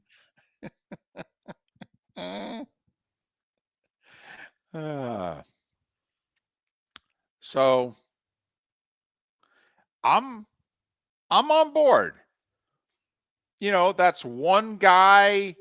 It's what, 2 guys on each NFL sideline? Yes. Players. We're talking 46, 47 players. So, it's on average of close 2 guys. to Right. 2 guys on every NFL sideline. 1 guy in every Major League Baseball dugout. 1 guy in every NHL locker room. 1 guy between 2 NBA rosters. Right. If you're staring at the benches, the camera angle, usually the benches are, the main camera is facing the benches. You look at everybody there, somebody there is betting on the NBA. Another texter says athletes have many issues. Think about if social media was around when Jordan played. A lot of athletes have compulsive issues, and sports keep them in line. Well, but Michael also, Jordan's a compulsive gambler. There's no doubt. right. Barkley's a compulsive gambler. Phil Mickelson, although I think he's stopped here, but Phil for 20 plus years was a compulsive gambler. And so you could say, well, once a compulsive gambler. I mean, there's no doubt. I mean, talk about a guy who loves the action. Admittedly, he loves the action. His most famous bet was he bet the Ravens preseason before the 2000 football season to win the Super Bowl. Weren't a lot of people betting the Ravens in August of 2000. They'd gone 8-8 the year before. So that's our poll question. 3% of athletes bet on their own sport, according to Matthew Boyer, Otani's Interpreter's bookie. How many do you think are gambling? More than 3%, lower than 3%, or you think that number's about right? Go to that Mark Miller, the David Moulton, Miller_Moulton on X to vote. You guys think that everybody's gambling. That's what I've concluded from today. Yep. And that the Chiefs are getting all the calls. Boy, people chastising Pat for giving out those numbers, showing that the Chiefs have as many penalties called on them as the Eagles or more. How dare you? Hey, that's regular season. That's not the playoffs, buddy. American Paint Supplies, for nearly 30 years, is your one-stop shop for all your coating needs. If you are a designer, a contractor, a professional painter, or a weekend warrior, American Paint Supplies is the place where experts go to get expert solutions. At 6100 Shirley Street in Naples off of Pine Ridge, American Paint Supplies delivers the best solutions with the best products with the best support. Meet Gene and his team today at American Paint Supplies. Call 239-566-2700. That's 566-2700 or online at AmericanPaintSupplies.net. Wine glasses never fall over until you get a brand new rug. Oh, no. Ketchup bottles act normal till you're wearing a new shirt. Oh, you kidding me? And rocks slide peacefully on the road till the day you get a brand new windshield. Then they fly up off the road and attack without mercy. That's why new windshields from Glass Doctor come with our windshield protection plan. Unlimited repairs and one replacement for 12 months. Don't just fix it, protect it. Glass Doctor, a neighborly company. Gentlemen, as your wife mentioned getting new flooring, but you don't want to go through the hassle, well, go see the Floor Meisters in Naples next to Costco. They understand your time and money are important, so they'll make it as painless as possible. With a huge in-stock selection of carpet and Cortec, they can get you the floor your wife's been asking for. They carry wood, vinyl, carpet, and tile. If you do it yourself, no problem. They can handle that as well. So go see TJ at the Floor Meisters and tell them, just keeping it real. The Cape Coral Police Department is growing. They are currently looking for police officers and are offering a $10,000 signing bonus to newly hired officers. If you desire a career in law enforcement, or if you are already in law enforcement and thinking about making a move to a better agency, think Cape Coral Police Department. If you're looking for a police department that is committed to excellence, that invests in the highest level of training, state-of-the-art equipment, and some of the highest compensation in all of Southwest Florida, then the Cape Coral Police Department is for you. Visit capecops.com. That's capecops.com. This is Miller and Moulton.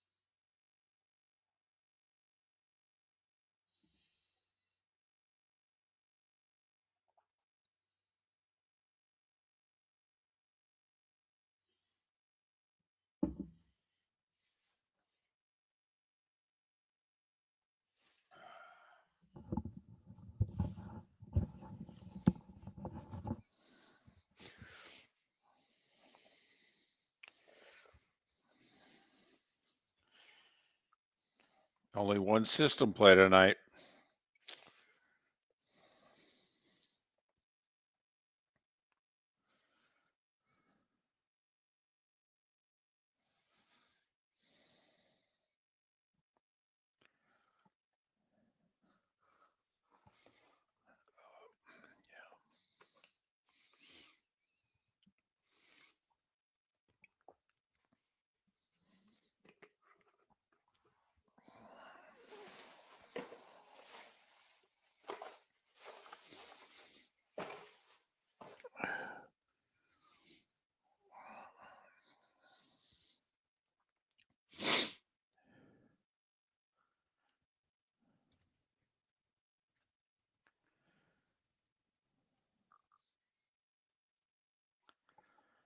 Tell you what, though, I think it's tough to make. We're doing the system play too, ambient, but it's tough to make money betting against Purdue.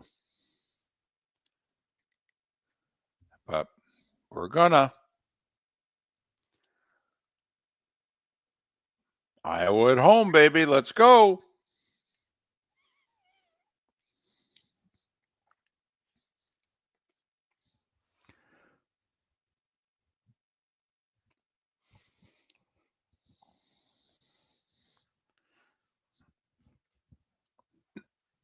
Well, you could do both, but I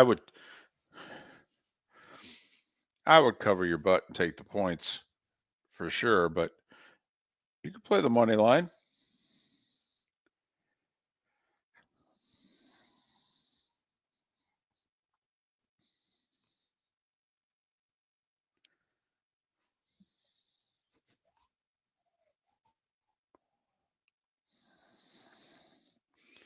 Well, you get Callaway to pay off your debt, and then you switch clubs and play their clubs for a few years.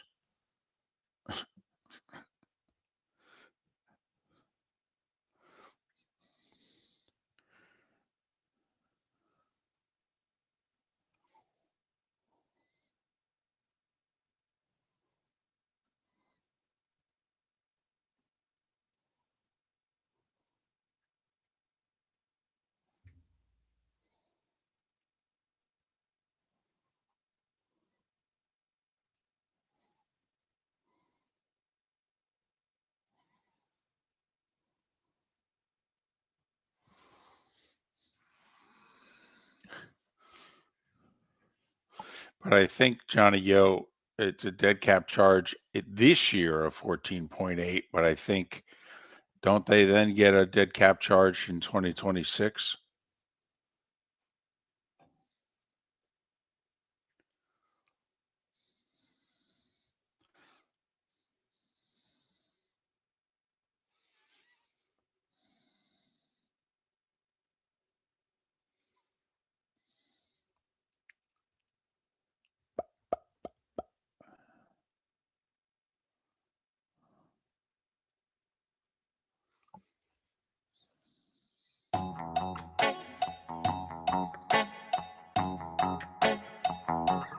You're listening to Miller and Moulton.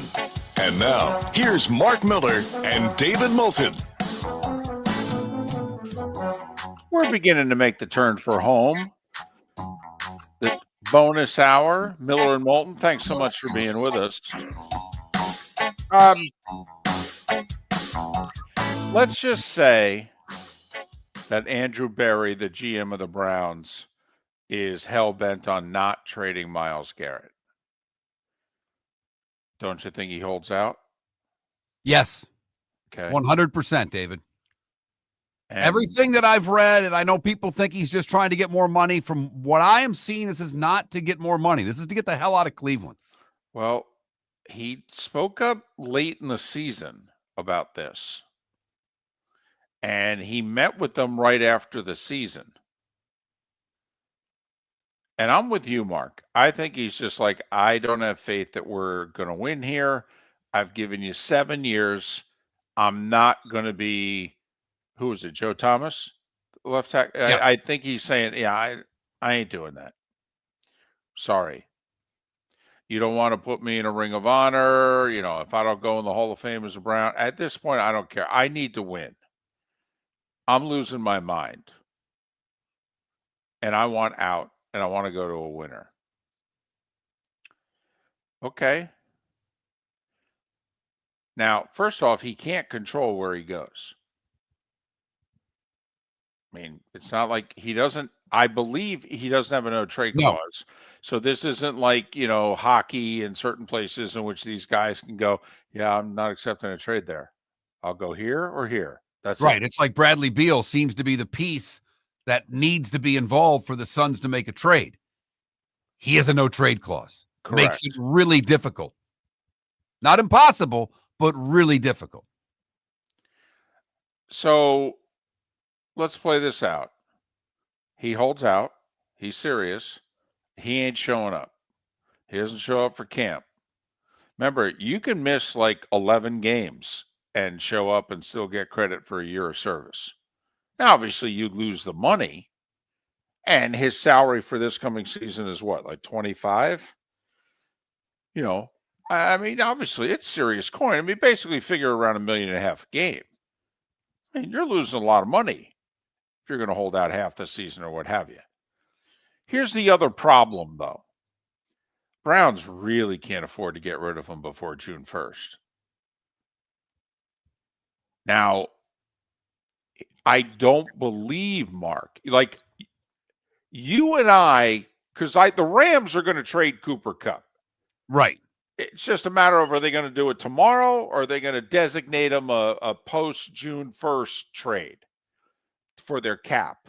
But my understanding, Mark, is that, like, if you and I do a deal for Myles Garrett, but I'm going to designate it a post-June 1st trade, I can't get any of your draft picks in this draft. I mean, if you want to give me 2 1s and what have you, nothing can come from this draft.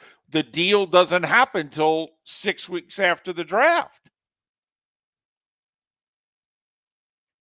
And don't you think then that that's a problem? Like if I'm the Browns, it's a huge problem because the Browns want to start rebuilding. I mean, if they're going to do this, they've got 2 more years of Deshaun Watson's contract, right? And 2 more years of Myles Garrett, by the way. But Myles Garrett can play football. Deshaun Watson can't. And they're paying Deshaun Watson a hell of a lot more money than they're paying Myles Garrett. Yes, so they have 2 more years where their quarterback's contract puts them in a serious bind. Right. But you want to start building now. Right. You want the picks now. Right. So when this contract expires, you're in position to start winning again. Which, to me, if I'm the Browns, I think if they take like a $30 million cap hit if they do the deal before June 1st, and it's like half that if they do it after it. So do you have to pay the Browns more to do the deal sooner? Or do you have to pay them more to do the deal later?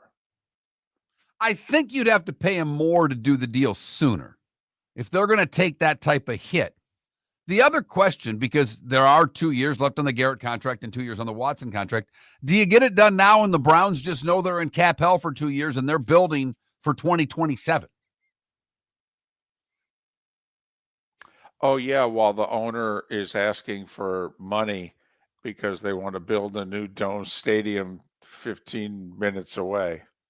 And I believe are getting sued by the city. Right, that nobody wants to help them build.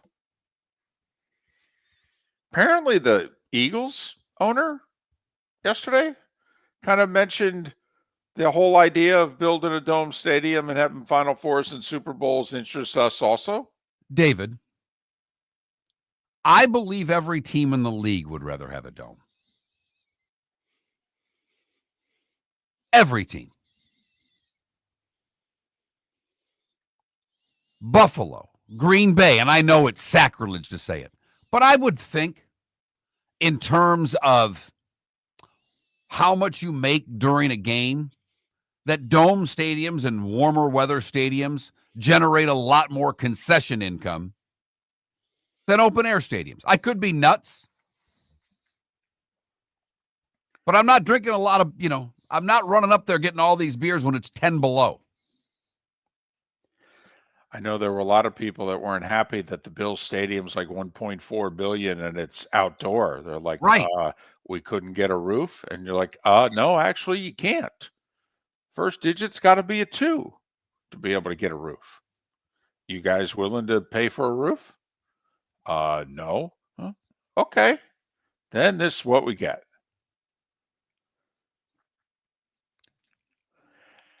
All right. Washington has the third most cap space in the league. It's like close to 90 million. They have Jaden Daniels 3 more years before his 5th-year option, and even the 5th-year option's pretty damn reasonable. I think it's like 25 million.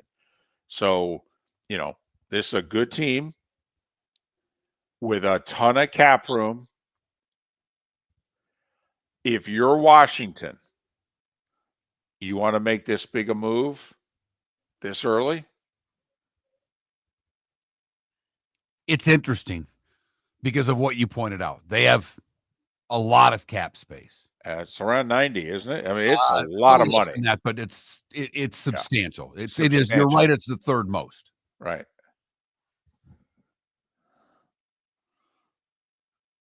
How close do you really think the Commanders are? Was it a little smoke and mirrors this year, David? Yes. Okay, but they have no edge pass rush. They have 2 defensive tackles. They have no edge. All right, and I do think that, you put Myles Garrett, they need help most everywhere. They do. Okay, but, Mark, first off, if I'm Washington, I'm thinking we're drafting in the mid-20s or higher every year. So am I willing to give up, pick this year? It's going to be what, pick 29? Am I willing to give up pick 29? Hell yeah. I think next year I'm going to be drafted in a similar spot. Maybe a few less, maybe a few more. Hell yeah. Throw that in too. To me, getting 2 firsts for Myles Garrett isn't going to be the problem.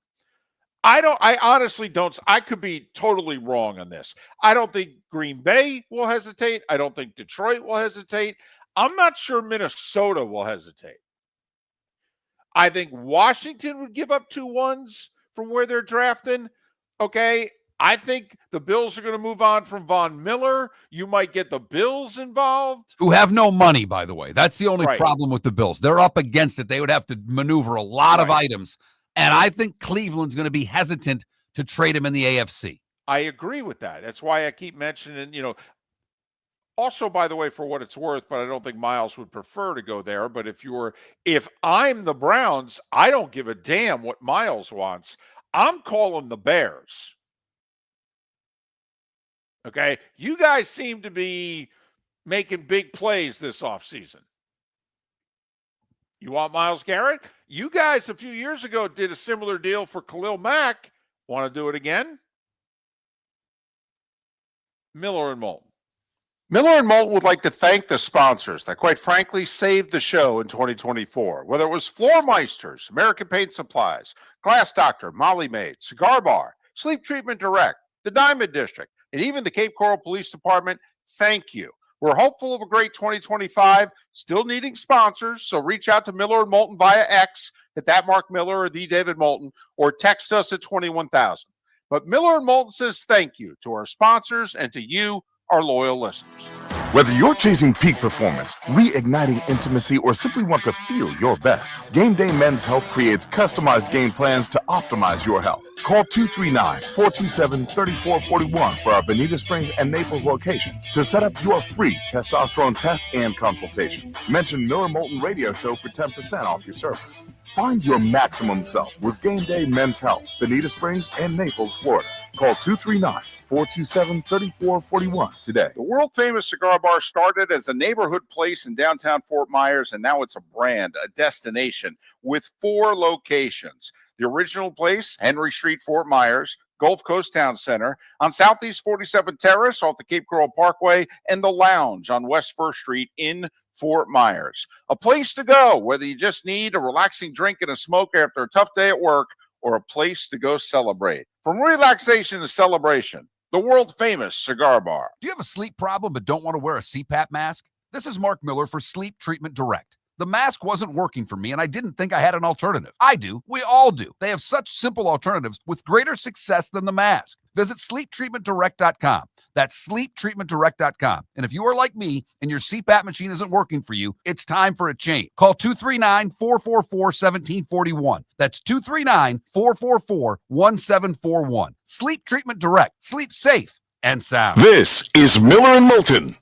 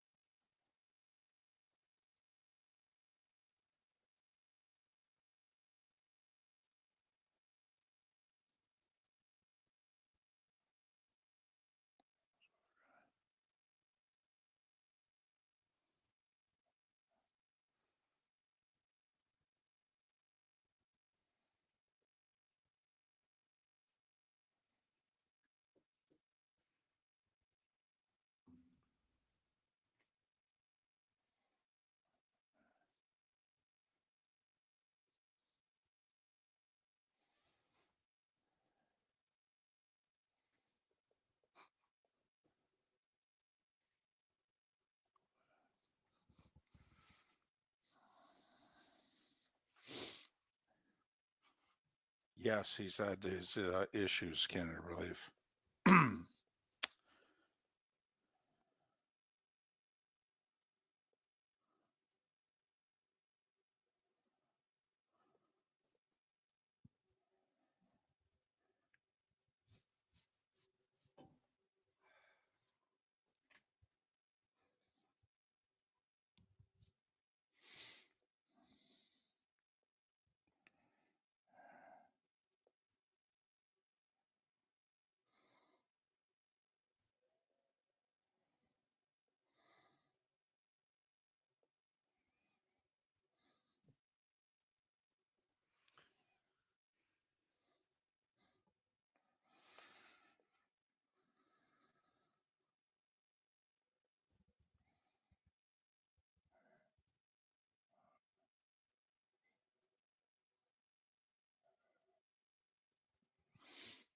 Hey, the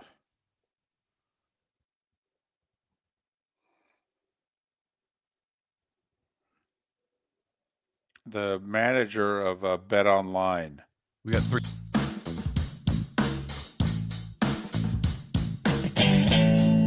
Welcome back to Miller and Moulton. Text the guys what's in your mind at 21,000. That's 21000. And now, here's David Moulton. 22 minutes till the top of the hour. Hump Day edition tomorrow. Seth Everett, Mark Dominic.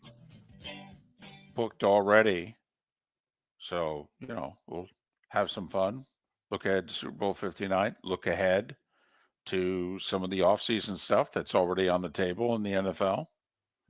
So we'll keep it going. That's what we do.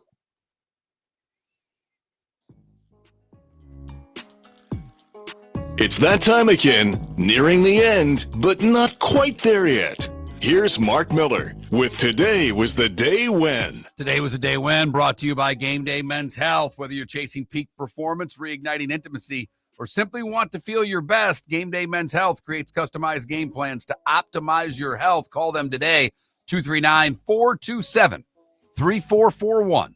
239-427-3441 for their Bonita or Naples location, or go online, GameDayMen'sHealth.com. Mention Miller and Moulton for 10% off your service. We start today in 1789 when the first U.S. Electoral College chooses George Washington as president and John Adams as vice president. Unanimous is my understanding. Unlike the Baseball Hall of Fame.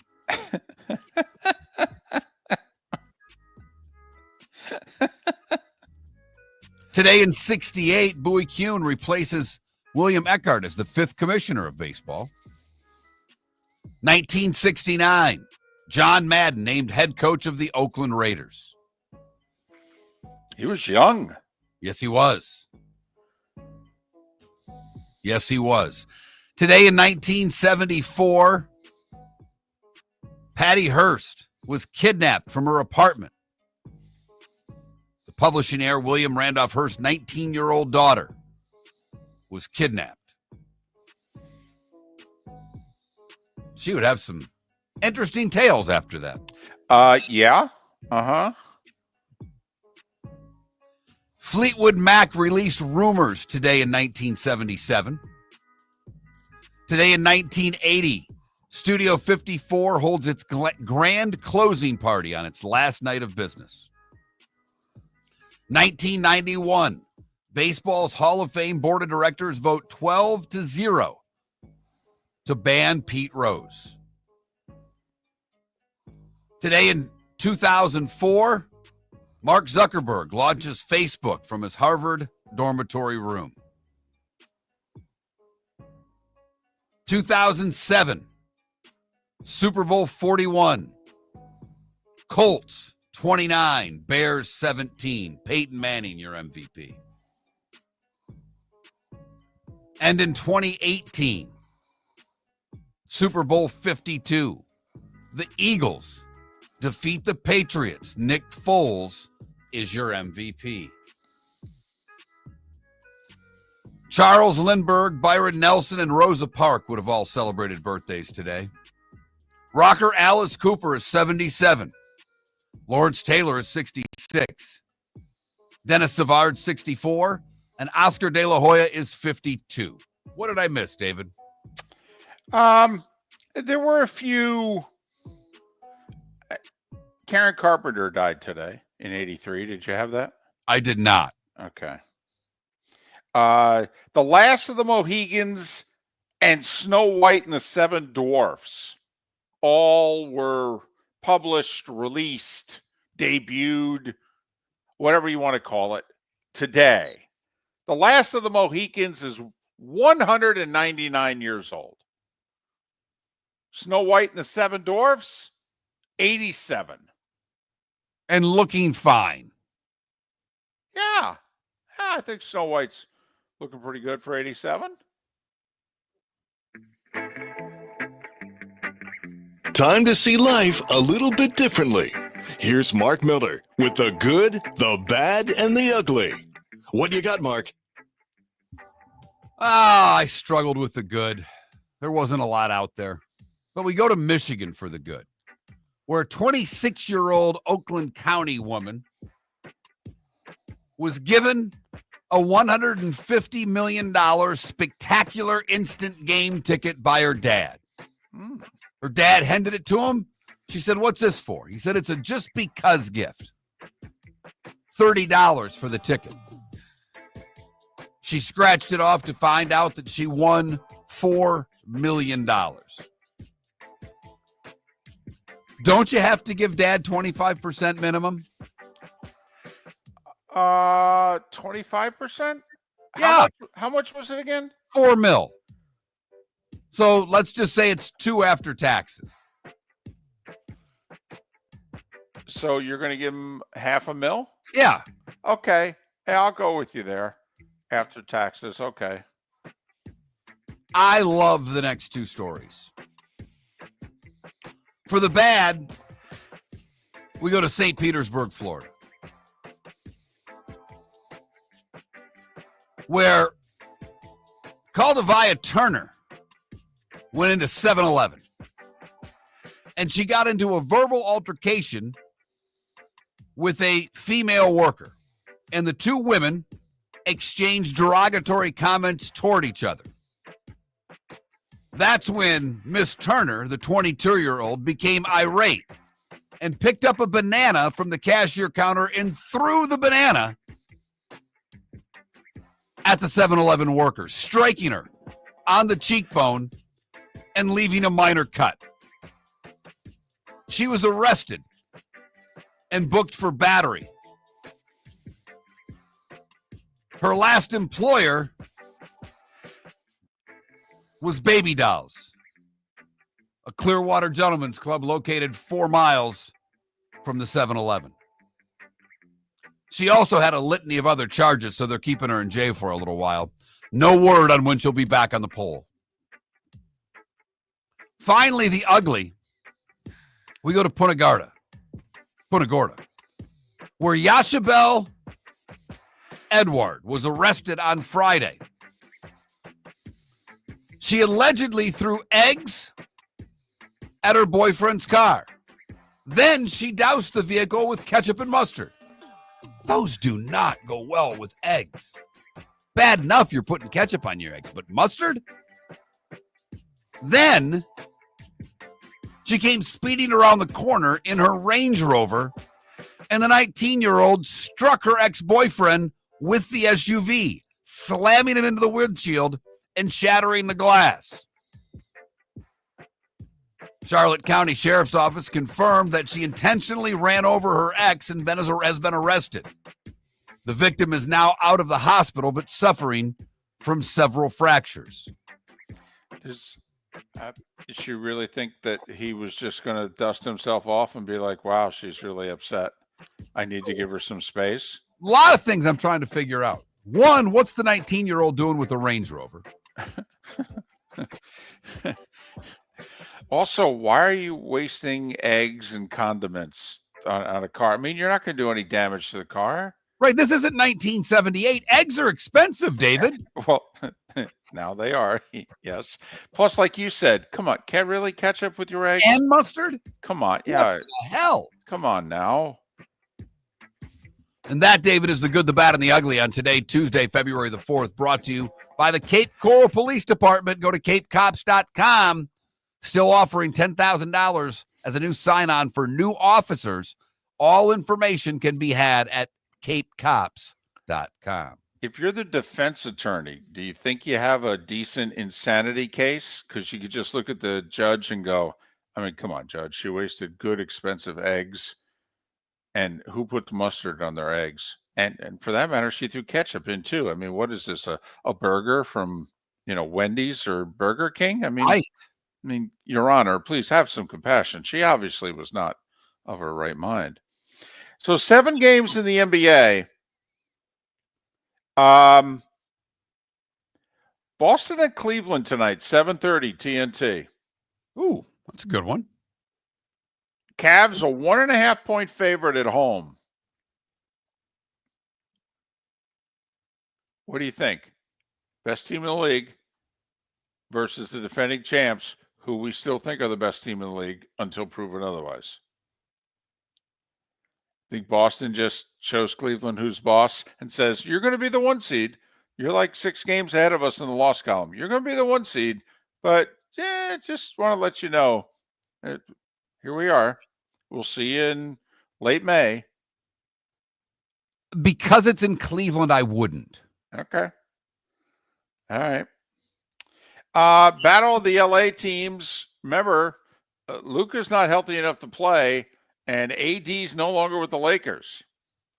So the Lakers are playing the Clippers at the Clippers' house, and the Clippers are 8.5-point favorites. That's the 10 o'clock game on TNT. Heat are in Chicago to face the Bulls, and the Heat are a 3.5-point road favorite. Remember, Zach LaVine's no longer with them, and what they got back in return's not the same. And so, anyway, we got a system play tonight. Yes, we do. We only have one. I know. We were hopeful of more, but we kind of thought that it wouldn't be the case. The system play is Iowa. Period. End of sentence. They're at home. They're an underdog against 7th-ranked Purdue, and Iowa's unranked. Right now, Iowa's getting 6.5. That'll likely move in either direction by tip-off. Mark, we've had 2-point swings lately since the end of our show and tip-off of some of these basketball games. I know. But the play tonight is Iowa, 7 o'clock on Peacock.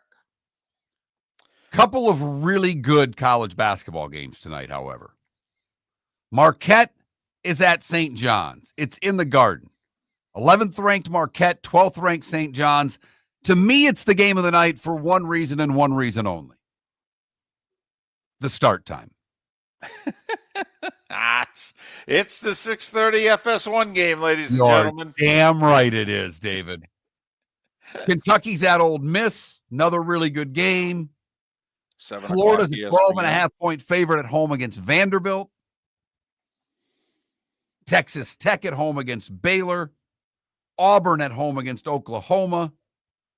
Sparty on the road against UCLA, and Arizona at BYU with other ranked teams in action. Right. See, we were hopeful UCLA would be a slight home dog against Michigan State. They're actually a 2.5-point favorite. I'd take Sparty. I think they split the LA trip. They lost to USC. I think they win tonight. That's not me being a Sparty homer. I just think that they'll get 1 or 2. We were hopeful BYU would be a slight dog at home against Arizona. They're also a 2.5-point favorite. So that's why we have one system play tonight. We think we're going to have 4 tomorrow. Well, 3. They changed some of the teams who were ranked are no longer ranked. Exactly. That's what happens this time of year. Damn. We're going to have 2 system plays tomorrow, though. All right. We will. Both Florida teams in action in the NHL, both playing pretty big games. Tampa's hosting Ottawa. Ottawa played last night in Nashville. And won. They're battling for some of the last playoff spots in the Eastern Conference. Florida's on the road taking on Washington. Is this the Eastern Conference final preview, David? It's the 2 first-place teams. Right. Caps 8 points ahead of the Panthers if you're trying to think about Florida having home ice advantage in the East. Plus, you got Ovechkin, who's 18 away? Pretty good night of hockey tonight. I mean, I know no one cares. Is. You got Vegas at the Islanders. The Islanders are playing pretty well right now. Right. Carolina and Winnipeg, another good game. I mean, there's actually some pretty good hockey games tonight. I agree. Your Red Wings, by the way, in Seattle. Seeing if Wings now 3 points behind Ottawa to try to avoid a wild card. But Lightning need these points, man. Battling for the wild card in the East.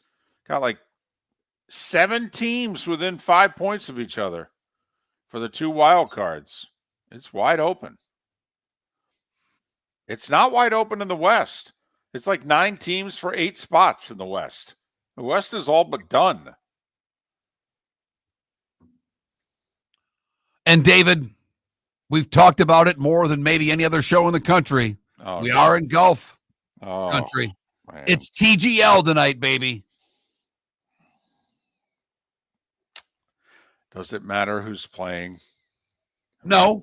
I mean, is it either of the 2 big stars? Is it either Tiger or Rory?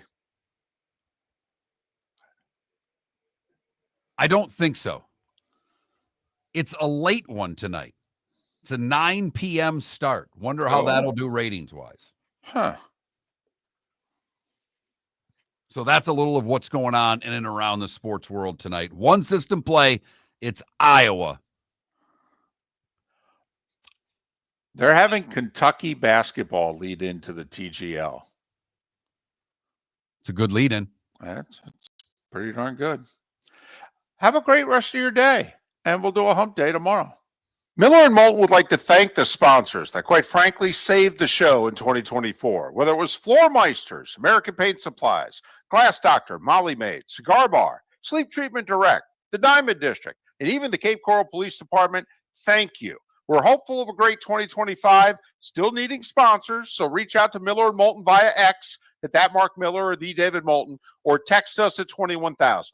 But Miller and Moulton says thank you to our sponsors and to you, our loyal listeners. American Paint Supplies, for nearly 30 years, is your one-stop shop for all your coating needs. If you are a designer, a contractor, a professional painter, or a weekend warrior, American Paint Supplies is the place where experts go to get expert solutions. At 6100 Shirley Street in Naples off of Pine Ridge, American Paint Supplies delivers the best solutions with the best products with the best support. Meet Gene and his team today at American Paint Supplies. Call 239-566-2700. That's 566-2700 or online at AmericanPaintSupplies.net. Gentlemen, as your wife mentioned getting new flooring, but you don't want to go through the hassle, well, go see the Floor Meisters in Naples next to Costco. They understand your time and money are important, so they'll make it as painless as possible. With a huge in-stock selection of carpet and Cortec, they can get you the floor your wife's been asking for. They carry wood, vinyl, carpet, and tile. If you do it yourself, no problem. They can handle that as well. So go see TJ at the Floor Meisters and tell them,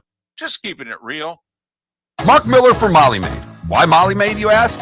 Trust. Moulton was a customer for 15 years. Affordability. Didn't I just say Moulton was a customer for 15 years? Worry-free services. Our professional house cleaners are fully insured and a 24-hour warranty. Call Molly Maids today at 239-774-5839. That's 239-774-5839 or online at mollymaid.com/FTMYERS. That's mollymaid.com/FTMYERS. Honey, you want to come out? I haven't seen you since Glass Doctor installed our custom shower enclosure. No thanks. Well, you can't keep eating breakfast in the shower, and laminating your magazines is getting expensive. You remember we have guests coming over tonight, right? Oh, I'm sure they'd love to see the shower. It's our neighbors, and I highly doubt they want to be hanging out in our bathroom. The shower's so good, you'll never want to leave. Visit glassdoctor.com today and schedule an appointment online. Cape Coral Police Department is growing. They are currently looking for police officers and are offering a $10,000 signing bonus to newly hired officers. If you desire a career in law enforcement, or if you are already in law enforcement and thinking about making a move to a better agency, think Cape Coral Police Department. If you're looking for a police department that is committed to excellence, that invests in the highest level of training, state-of-the-art equipment, and some of the highest compensation in all of Southwest Florida, then the Cape Coral Police Department is for you. Visit capecops.com. That's capecops.com. This is Miller and Moulton.